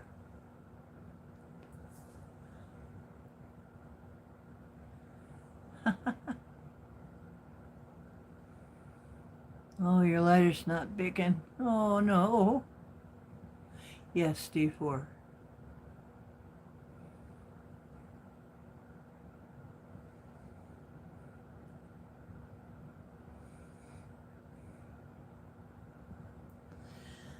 Oh, that's interesting.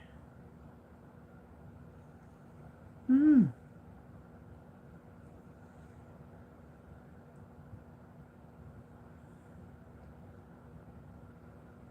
Hmm. Hmm. I could see that. It would kind of look like that, yeah.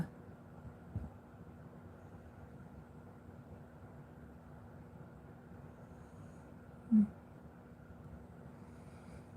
Yeah. So, I made a beef roast. Boy, was it good. Um, Made it with fresh mushrooms and onions and garlic. Man, it was good. Made another loaf of bread. Different. I put some kefir in this bread to help rise it and some sourdough. Tasted altogether different from the last loaf. Every time I make a loaf, it's a little different.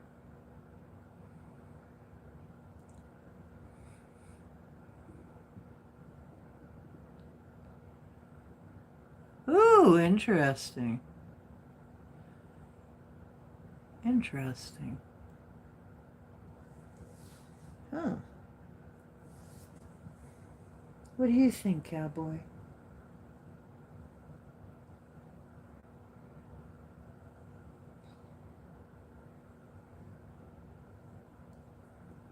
He says, Mommy, I want to cuddle up and sleep. You always want to cuddle up and sleep. My faithful little boy.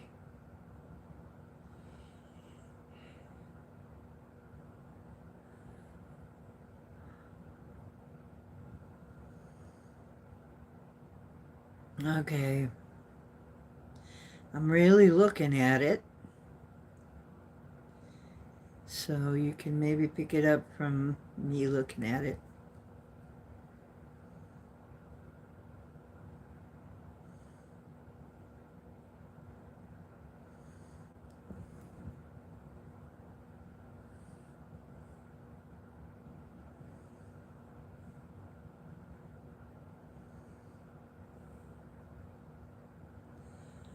Oh, interesting. Okay. Gonna give you another minute. Then we're gonna show you.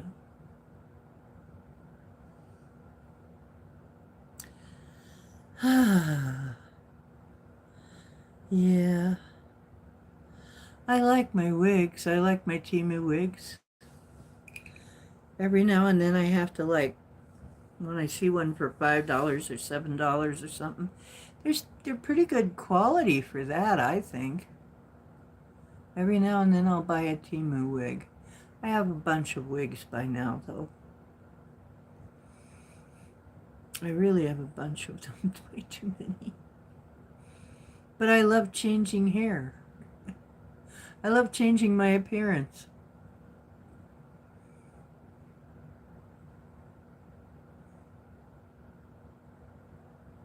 Ah!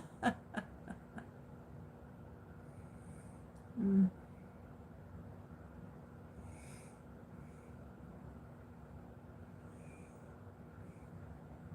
I have a few horror masks too. I don't know where the heck they went this year.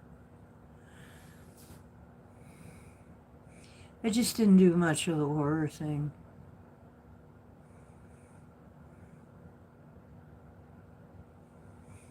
Okay, there we go. And it is that. It is blue and green and white.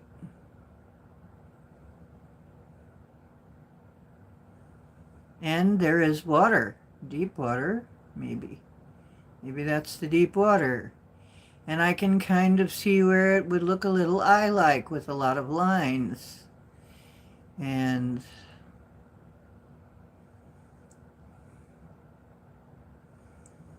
I can kind of see all of that in there. It is kind of like that.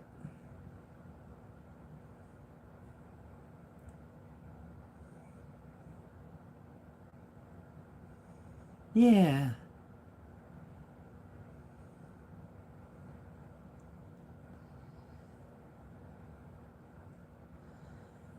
Okay.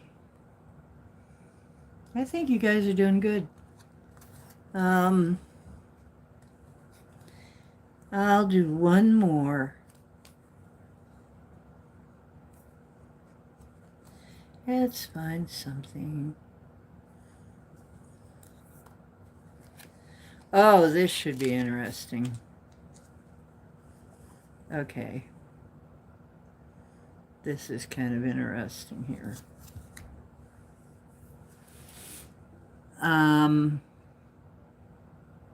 Yeah. Okay, this is D5.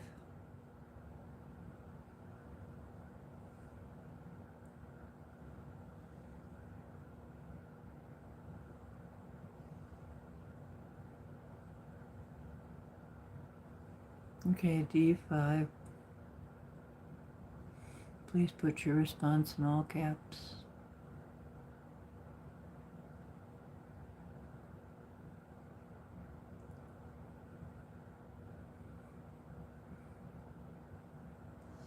Yeah. Me too sometimes, and I'm actually a good seer. I'm a pretty good seer. But not always. Sometimes I'm just not, I don't know. It's just not the thing. Let me look at the card. Maybe help you tune it in.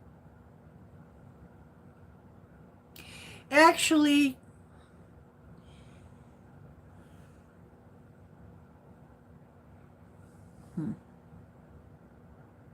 yeah, I'll do that. A little bit more light. It's a beautiful card.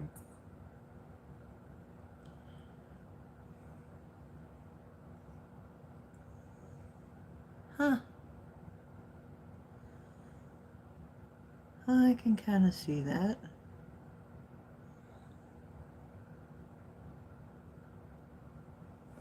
Let me pet the cat a little bit. Oh, Mr. Percakes. Are you helping people? Are you helping people get it right? Are you helping them to tune in, baby cake? No, you're just being a cute little boy. Here, I'll let you watch him a little bit.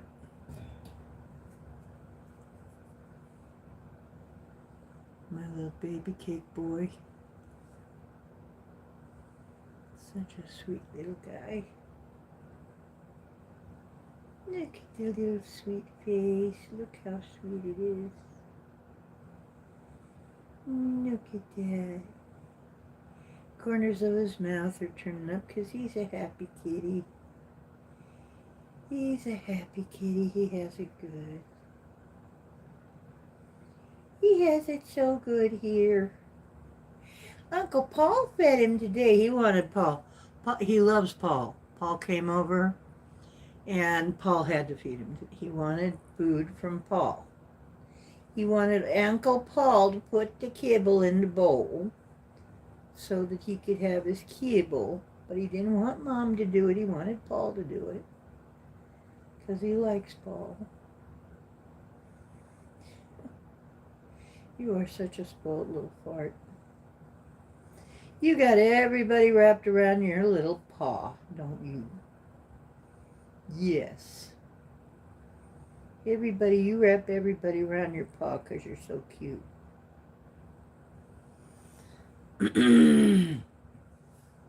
All right. Now, our answer's in. Okay. Oh. Okay, very cool. You peed, though.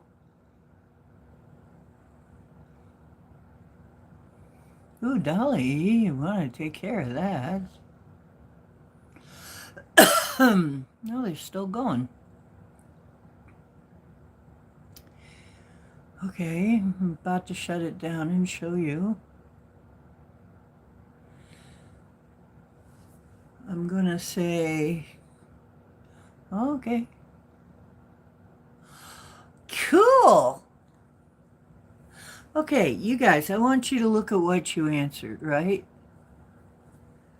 Look. It is a waterfall with all those elements, with sun rays, all of those things.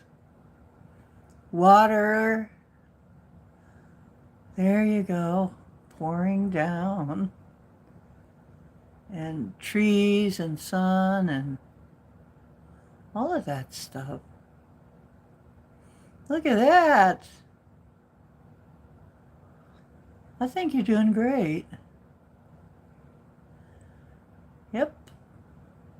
Misty, yeah. Yep. You're doing great tonight. Isn't that something? I don't have a picture. If I do a destination, I'm just going to have to tell you the destination because I don't have a picture. Let's see.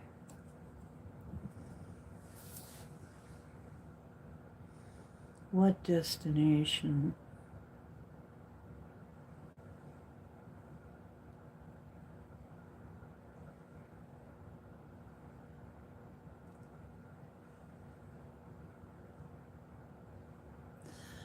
Okay.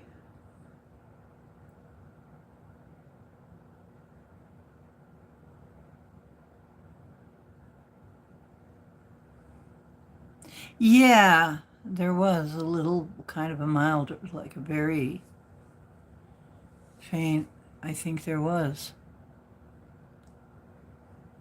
Mm-hmm. I mixed it in already. Sorry. Let's see if I can find it easily.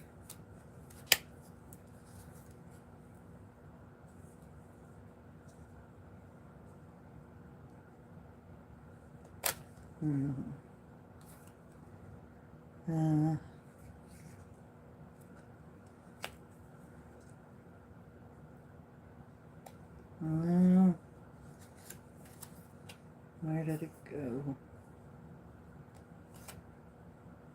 Where do we go now?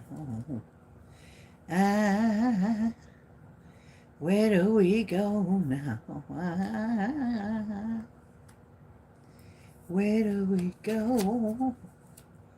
Oh, where do we go now?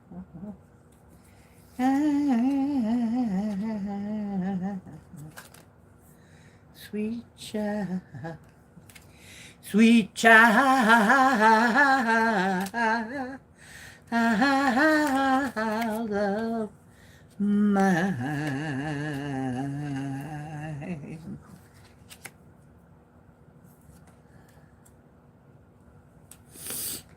Where is it?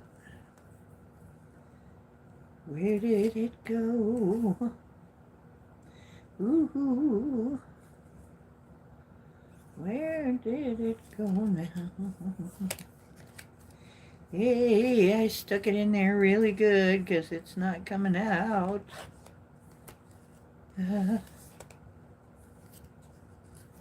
It's not wanting to come out. It'll probably be every single card. I'll probably have to go through every single freaking card.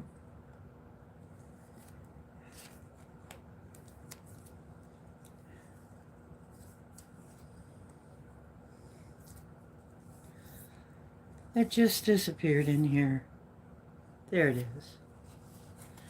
Is there a hint of a rainbow in that card?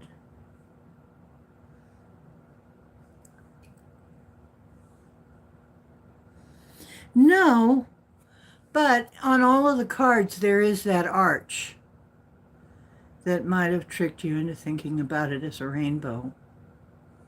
That arch is on all the cards. It arches at the top like that, all of them. That might have been what you were seeing. Okay. Let's see.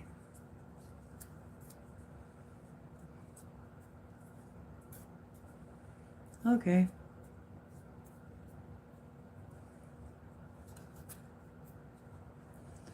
Okay. Destination. D6.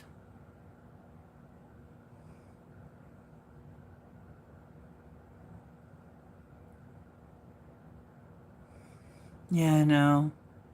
There are people who've been afraid of me. Afraid of me. To such an extent that they wanted to hurt me, do things to try and stop me, and I've had to be very tough. Yep. Okay. So, destination D6.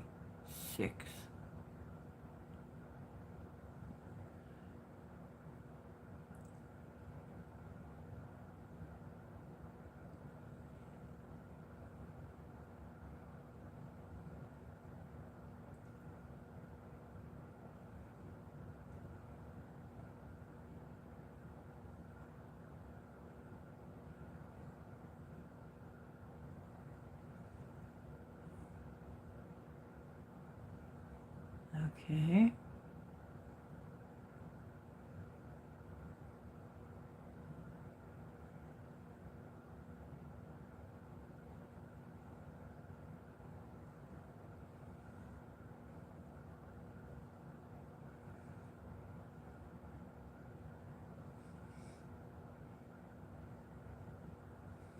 Interesting.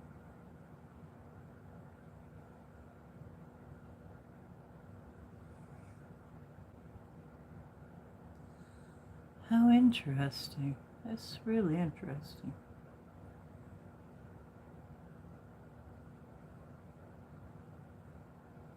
Not what I'd expect at all, but interesting.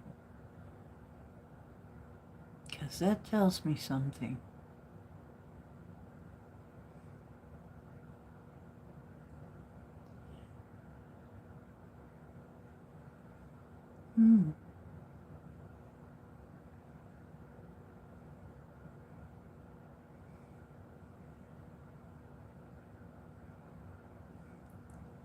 Gray, green, brown.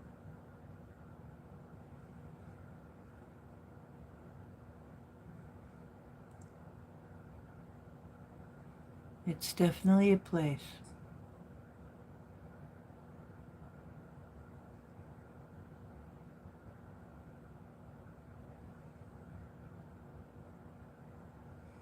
Badge of circumstance. That's interesting. Cool. Wow.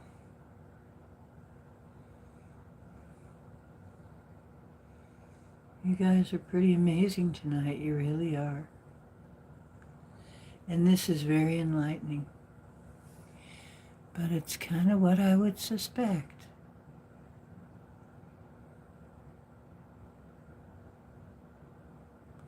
Really?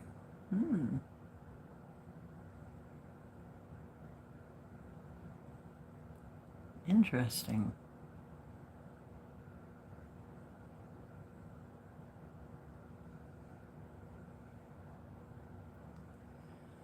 Wow.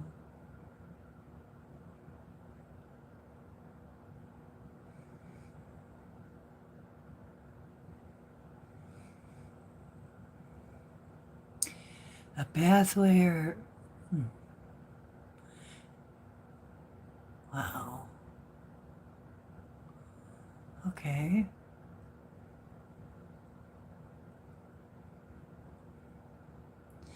I'm going to give you about another minute or so,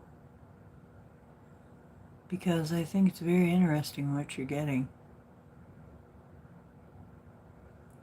Let's make it till, because I'm looking at the minutes on my minute counter on how many minutes gone by in the show. So I'll give you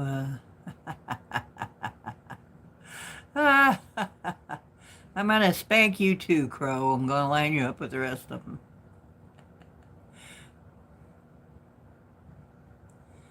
Oh, cool.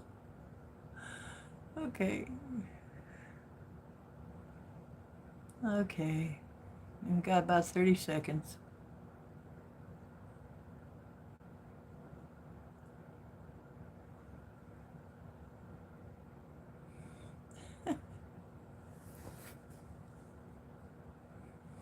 I'm going to have to spank you all. I know some of you are looking forward to it.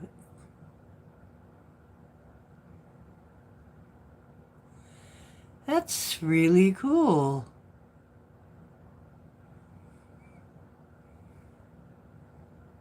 And you may be right. I cannot prove it one way or the other.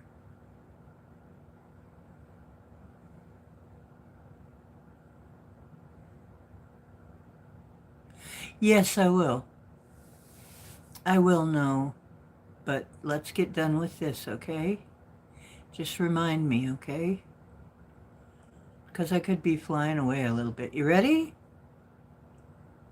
I'm asking you what I designated for D6. Where is this? We have these contacts from the Lyran Council. Where are they transmitting from? What does it look like? What's the location look like that they're transmitting from? You're giving me a beautiful nature area. That doesn't surprise me. It doesn't sound, people would expect maybe something else.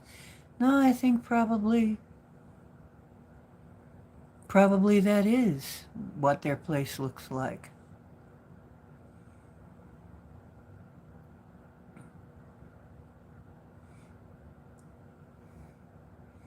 What do you think of them apples? That's where the Lyrans dwell. The people in the Lyran Council that are transmitting to us are coming from a beautiful forest place with a path. I think the path might be symbolic. I think some of what you were seeing was symbolic. It's pretty cool, though. Let me look over here. It says, so you said you were seeing a long road or a mountain, path, an owl, a mouse because they're contacting us. Long road or mountain. I could see where, an owl, the symbolism of the owl. I could see that. Plumage of air exhaled. Hills look Germanic or Swiss. Fields, beautiful. Me too, I was seeing the same thing. Gray, green, and brown, and badge of circumstance. They're the council, so yeah. Blue sky again, good weather. Yeah, they would probably have weather. Good weather, they could probably have some kind of symbiosis with the weather. Light, contrast, landscape, yeah. The moon or sun. Okay, yeah, probably that too. Fence, there may be a fence. On the wings of a snipped bat. That's interesting imagery. Pathway or road. I think that may be something to do with they're here to help us on our path. It's been quite a long path. That may be symbolic. Maybe even a badger's ass. I don't know. But anyway, planting seeds and poking holes in the sky. I think that's symbolic too, because they are planting seeds. That's one of the things they do, but in our minds. And possibly seeding the universe, seeding the galaxy.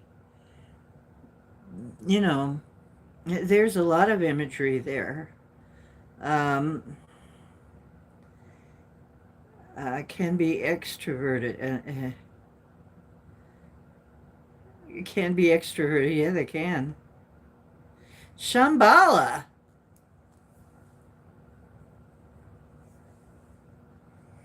It's a very nice place they're living in, actually. They're transmitting from a beautiful world. A beautiful place in nature. Well, that's nice to know. This is all, I think some of this is symbolic, but that's great. I'm really thrilled with how you've done tonight. You guys really did a bang-up job. That's amazing. Well, that's like weird, you know, like one of our contacts, Melrose, his name adds exactly to 11. And then the name I picked out, there's another character we're doing. The name I picked out, that name adds up to 11 too. So I'm like, we got this 11 thing going in pretty heavy. Ugh.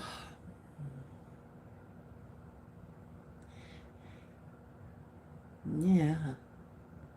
So, yeah, it's a beautiful, where they're transmitting from is a beautiful nature place. That does not surprise me. That's where I'd be hanging out.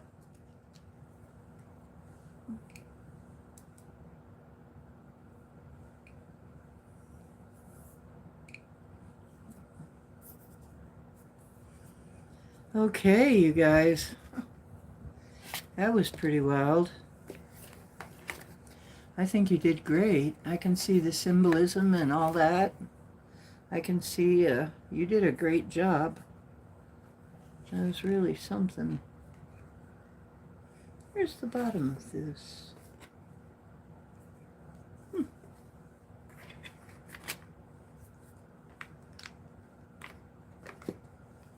don't know. Where'd the bottom of this card deck go? Cowboy, are you sleeping on it? No? Oh, there it is. Put my hand right on it. Well, you guys, you got your RV practice in anyway. And we had a good time, I think.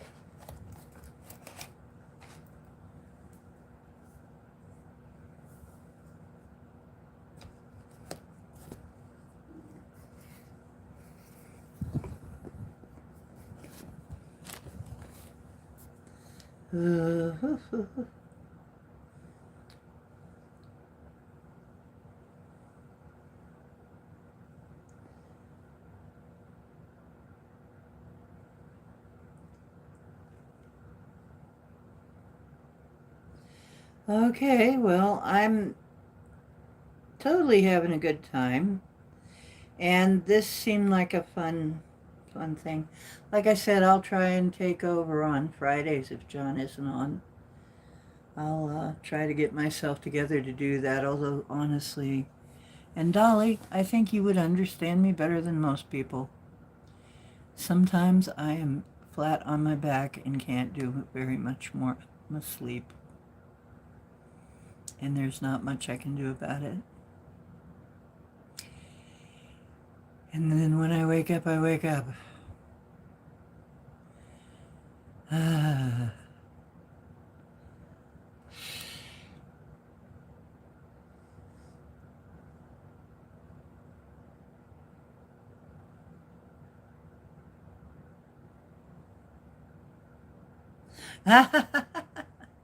So it added to 11. Mm-hmm.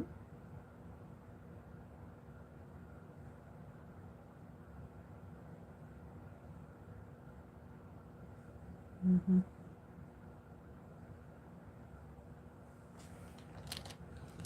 Yeah, sometimes I tell you this. Now, imagine this. You just recently got this. I've had this since college. Imagine what my life was like. I was trying to work. I was trying to work with this. Oh my God. I had a very active job too for a while. I had several very active jobs. One of them was singing Telegram Messenger. I had to dance and sing and tell jokes for at least 20 minutes, like 15, 20 minutes a pop, and dress in different costumes, do costume changes between, and with a case of the sleepies the whole time, trying not to fall asleep. It's so crazy. But yeah, it turned out I had a real talent for that job.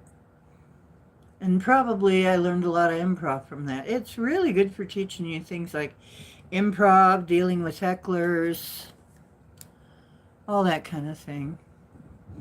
You'll get all that kind of experience. And I would say if anybody wants to be an actor, or stand-up comedian or whatever, it's good practice because you meet all kinds. Mm-hmm. Yeah, you know what? I wrote a lot of my own skits for that gig. They went over pretty well. So I also learned to write stuff. It was a good, I gotta say, learning. I learned so much from that job. And a lot of people wouldn't think it would be a very important job at all. But I learned so much from that job about people, about traveling, because I had to travel between these jobs, across country sometimes. Crazy, crazy shit.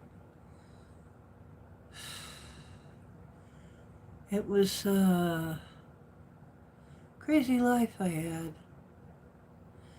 I've done some crazy shit in my life. Yeah, I think I'm going to wear red hair more often. I do like the red. I miss my redder hair. It used to be not quite this red. It was never quite this red. But it looked about this red out in the sun. It was almost like this color.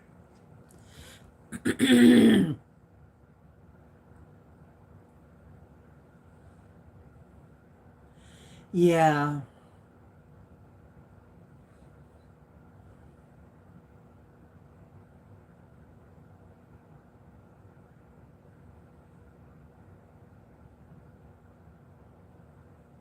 Yeah, they didn't even have a name at one point. See, I wasn't diagnosed until later. But I'd always had that problem. And then people just call you lazy or whatever, or assume drugs or whatever. Then finally, when it had a name, it was like they still didn't know very much about it. They certainly didn't know what to do about it. They still don't know what to do about it.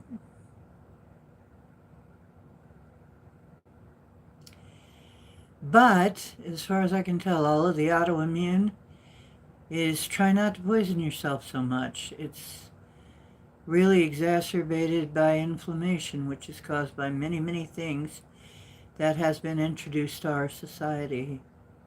Inflammation is our real enemy.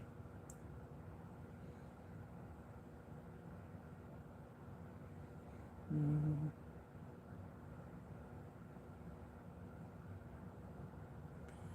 Yeah, colitis was a spastic colon,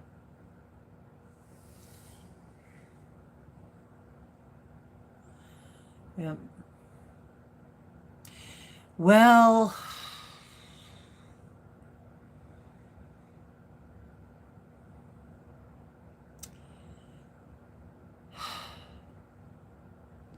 speaking of sleep, I'm going to need some.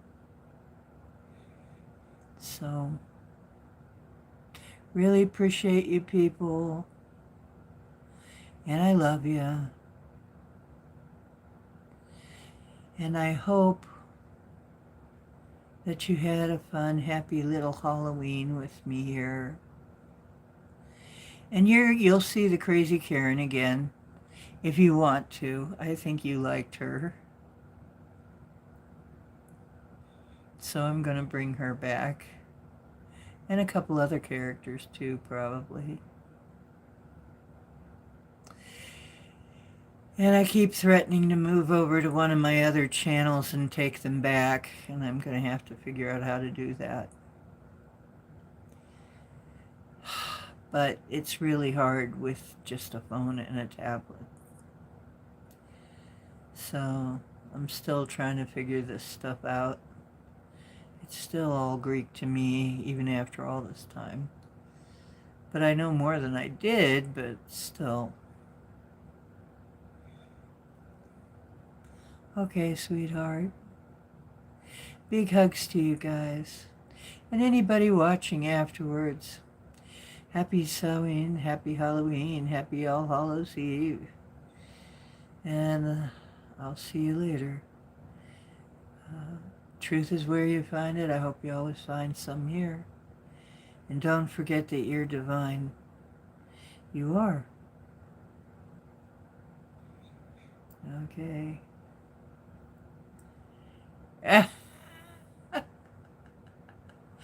And horrible TDS. Actually, I think Karen, I think Undead Karen should keep wanting to take it up with the upper management. I want to talk to the management. I want to talk to the management. This is absolutely absurd. Do you think I can... Do you really think I can work with this?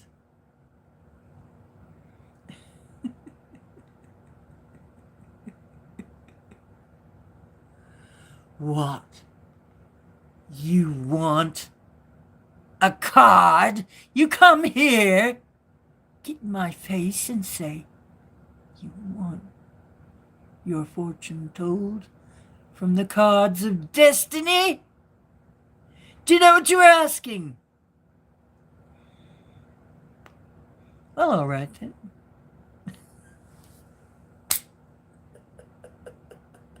Let me take that up with management.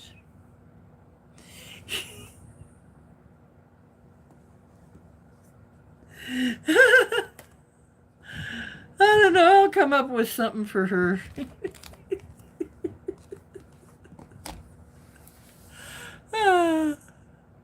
Yes, no. Oh, yeah. Thank you. See, I told you. Brain, do, do, do, do, do, do, do, do, do. Little hamster wheels sometimes. Sometimes the little hamster wheel doesn't quite go all the way around. Okay. I'm kidding. My brain is like a steel trap, or maybe a sieve.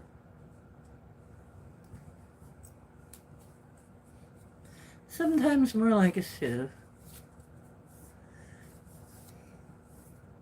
Some things stay and other things just fall right through. Just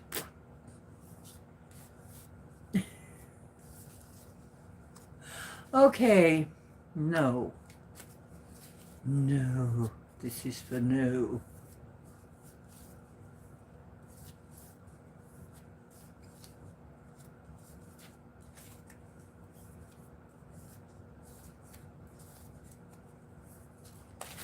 Ah! Well, something spoke, but it fell on the floor as well. So, wait. Oh, you got two of them.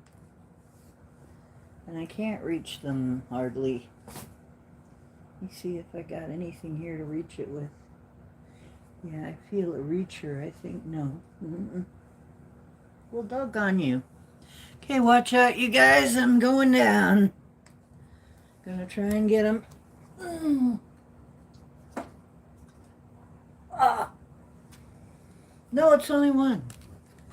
Ow. Ooh. I think I bent the wrong way. Oh. Okay. Stone people. Vigilance.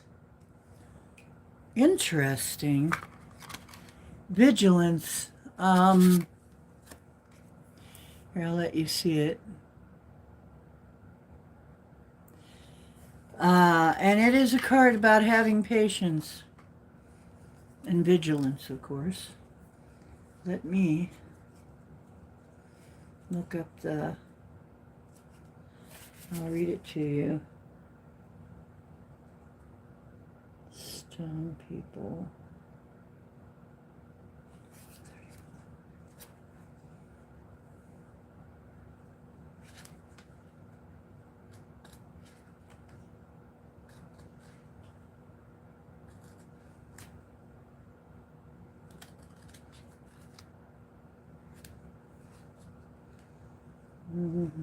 There we go. Gonna take my glasses off probably. Okay. Stone people. Remain vigilant at this time, but not out of fear. Vigilance simply means opening up your mind and senses to information as it is presented to you through your eyes, ears, physical sensations, and detached thoughts. It is especially true in two main areas. First, follow any gut feelings that tell you to be wary about someone or something. Second, pay close attention to an important opportunity that presents itself, one that may advance your life and the lives of others. Maintain your vigilance of the clues around you and inside of you. Assess what is emanating from your body and then sort out any conditioned responses from what is purely instinctual.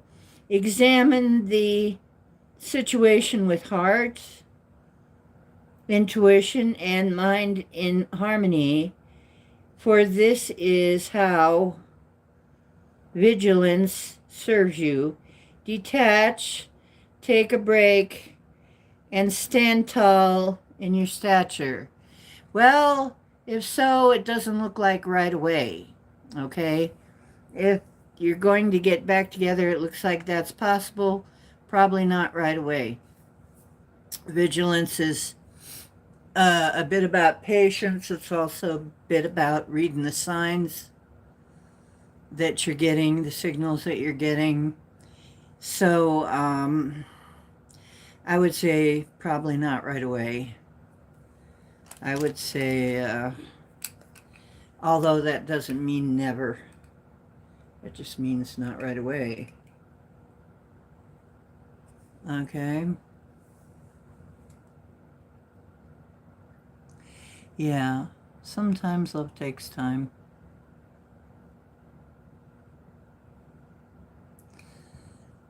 Sometimes love takes time. Sometimes you just can't rush it. You just,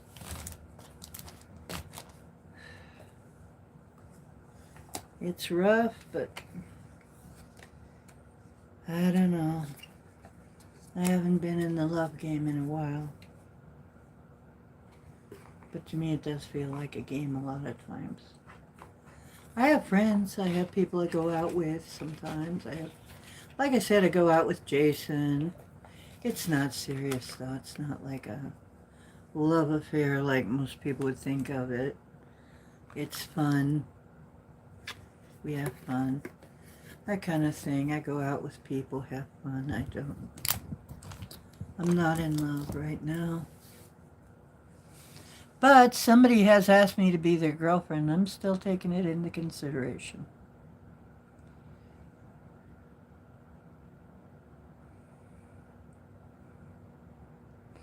So, oh, you're a right little rascal at 13, were you? Me too.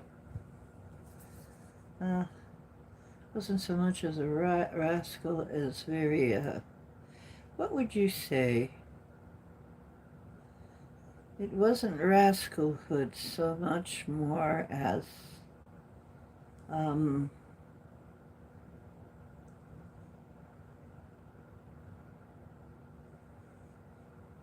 I don't know about rascal, yeah.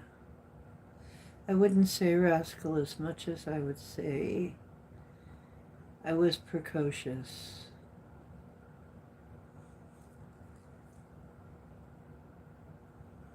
I had a lot of questions that they didn't like.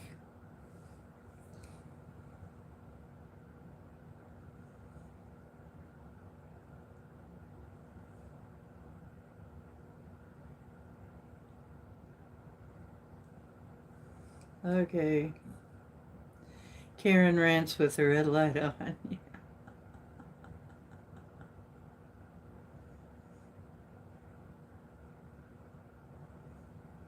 How dare you? Yes. Thank you.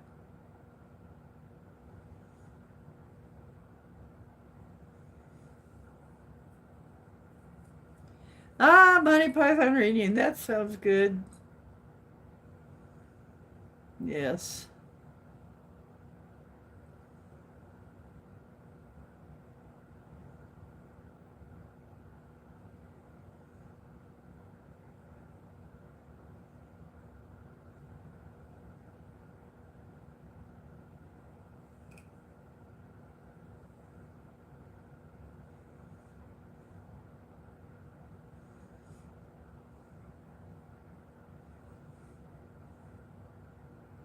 Oh, they're in black and white.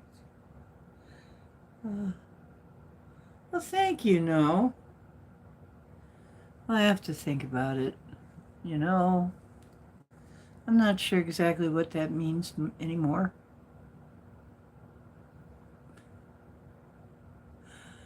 And he lives far away. So it would have to be a long distance relationship.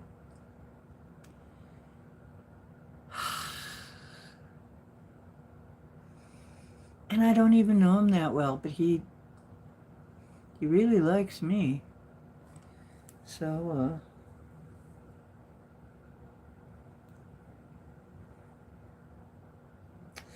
yeah, that's the way it is with me too, Dolly.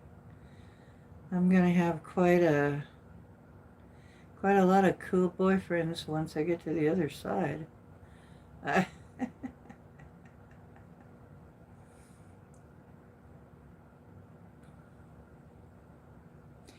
yeah, I got quite a fan club on the other side, by the way.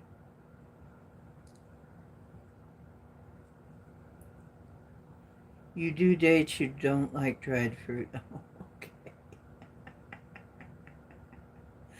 You silly thing. PhD doctorate in mischief. Karen Rance. Yeah, we need to give her a last name. Karen what?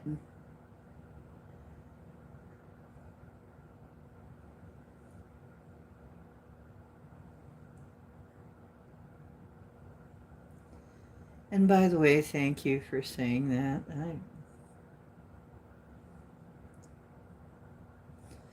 But I have to know a little bit. I have to know somebody. I can't just meet somebody, talk to them a few times, go, oh, yeah, Except the one guy. One guy I did. He just seemed so right. Too bad he was dying. He didn't want to start any new relationships because he was dying.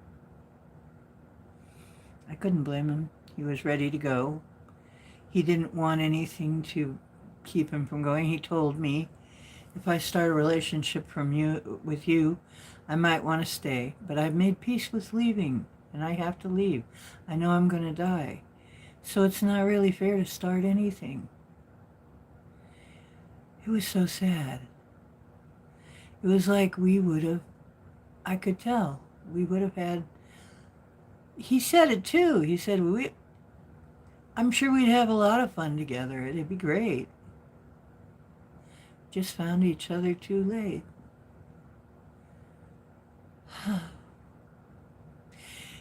He went to the same church. Well, actually, his mother did. He was there because she was there. And his mother, I knew his mom. It's like, I know your mom. It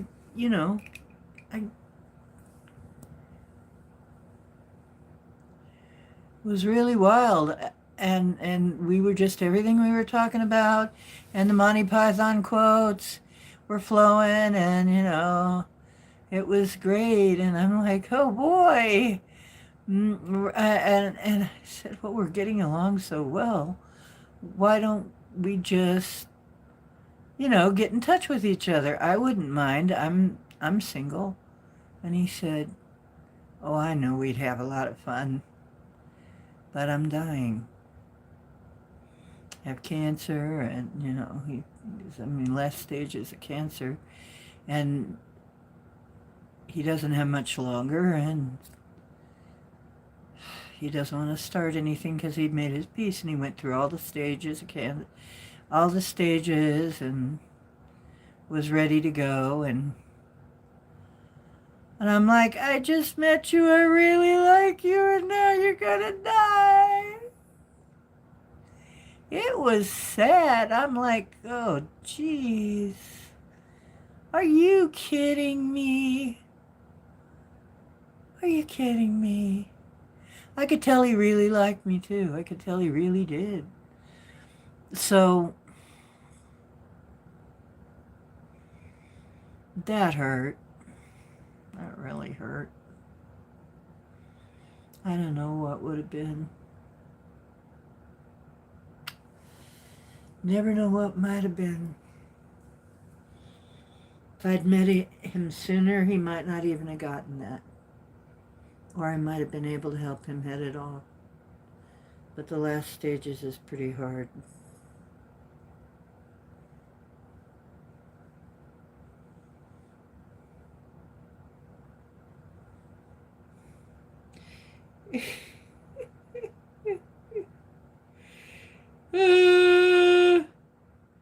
And Jay said, your bow so big, man, I think it's a landing strip.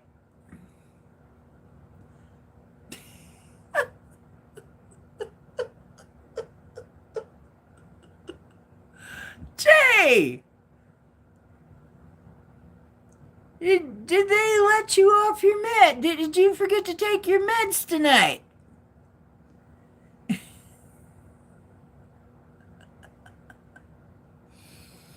Take your meds, Jay. Go to bed. Your mom is worried about you. And change your socks. You stink all the way over to here. God, jeez. Go change your socks. Yeah, I know. I thought about that too. Yeah.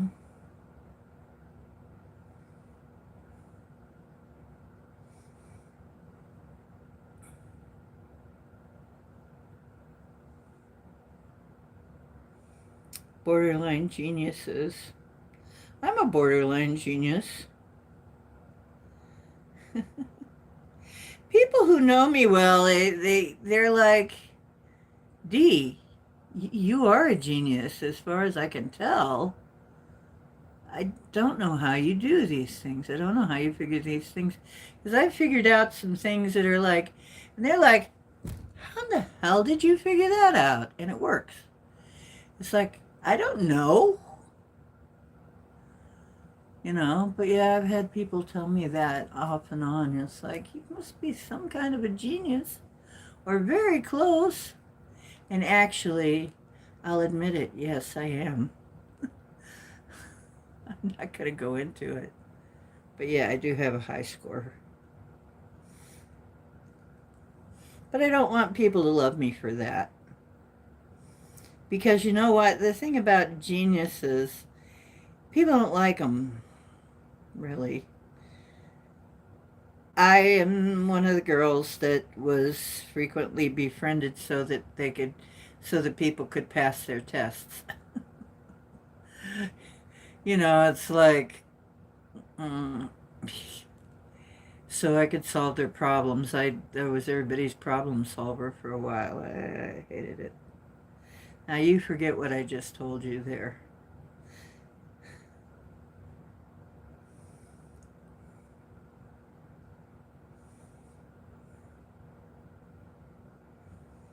Yeah, the harm spittle. Exactly.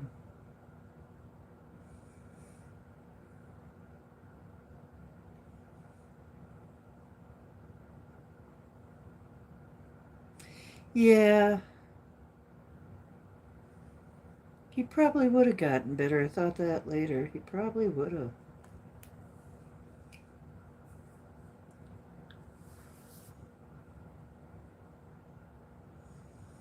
Hmm.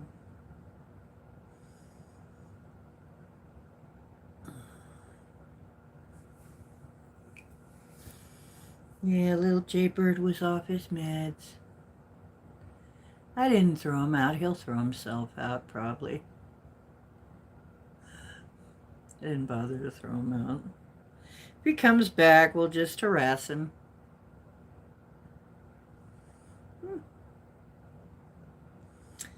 Uh,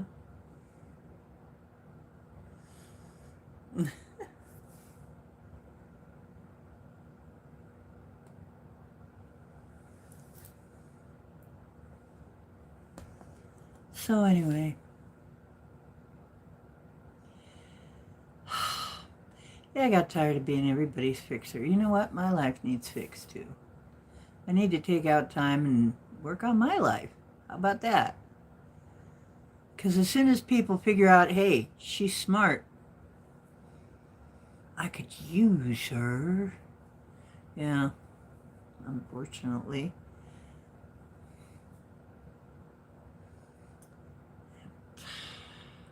And then I end up getting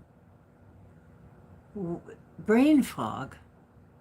And I go from being brilliant to being like,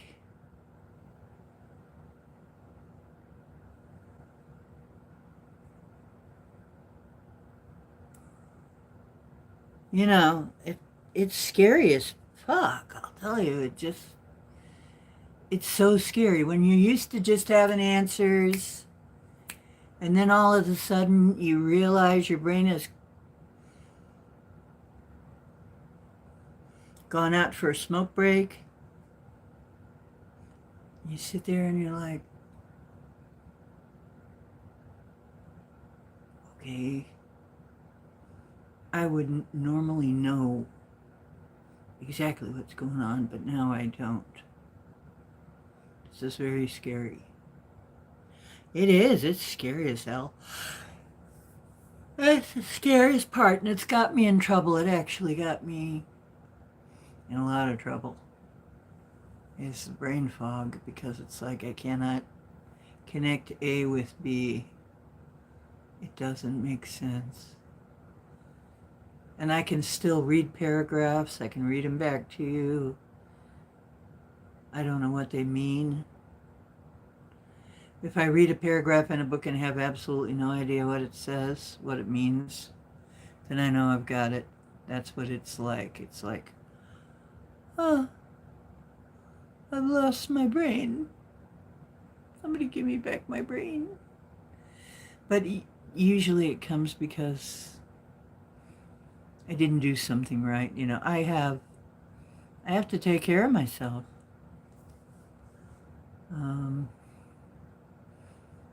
So that doesn't happen. And it'll be like long, long periods, but every now and then something will go wrong and it just scares the crap out of me.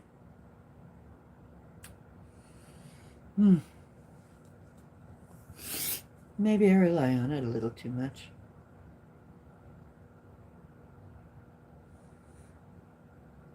Good for you. It comes and it goes. Yeah, semi-omnipotent.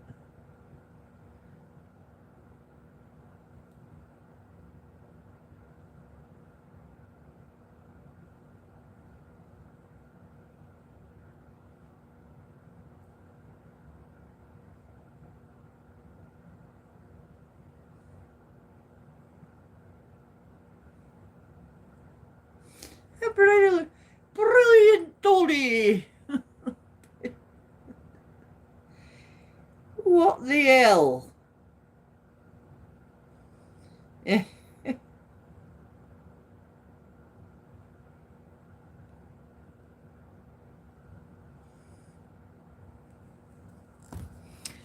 Okay, so anyway, I had been going for a while the first time around, and now the second time around I'm up to an hour and 26.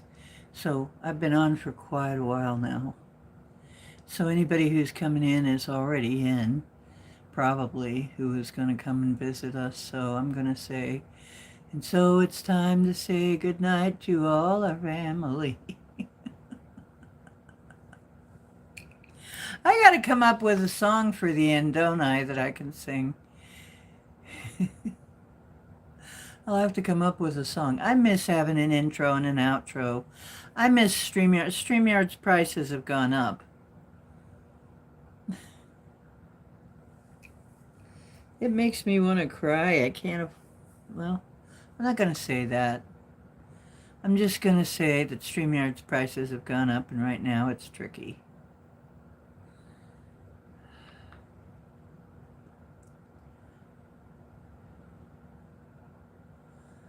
Yep, you're welcome. Schmuckle. No. No, she needs something scarier than that. She needs, I'll think of something that fits her really well. She needs a name that's kind of archaic and weird, maybe. Like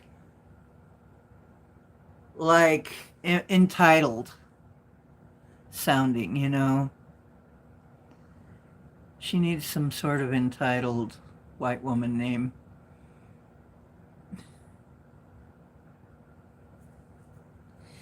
Let's see, what sounds like an entitled white woman? I could think of something. Okay.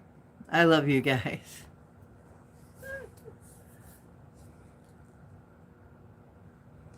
Yep. We had some fun. Yeah. Don't forget your divine. Don't forget. You create reality.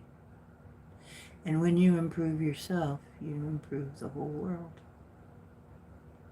So be nice to yourself. Okay, much love, y'all.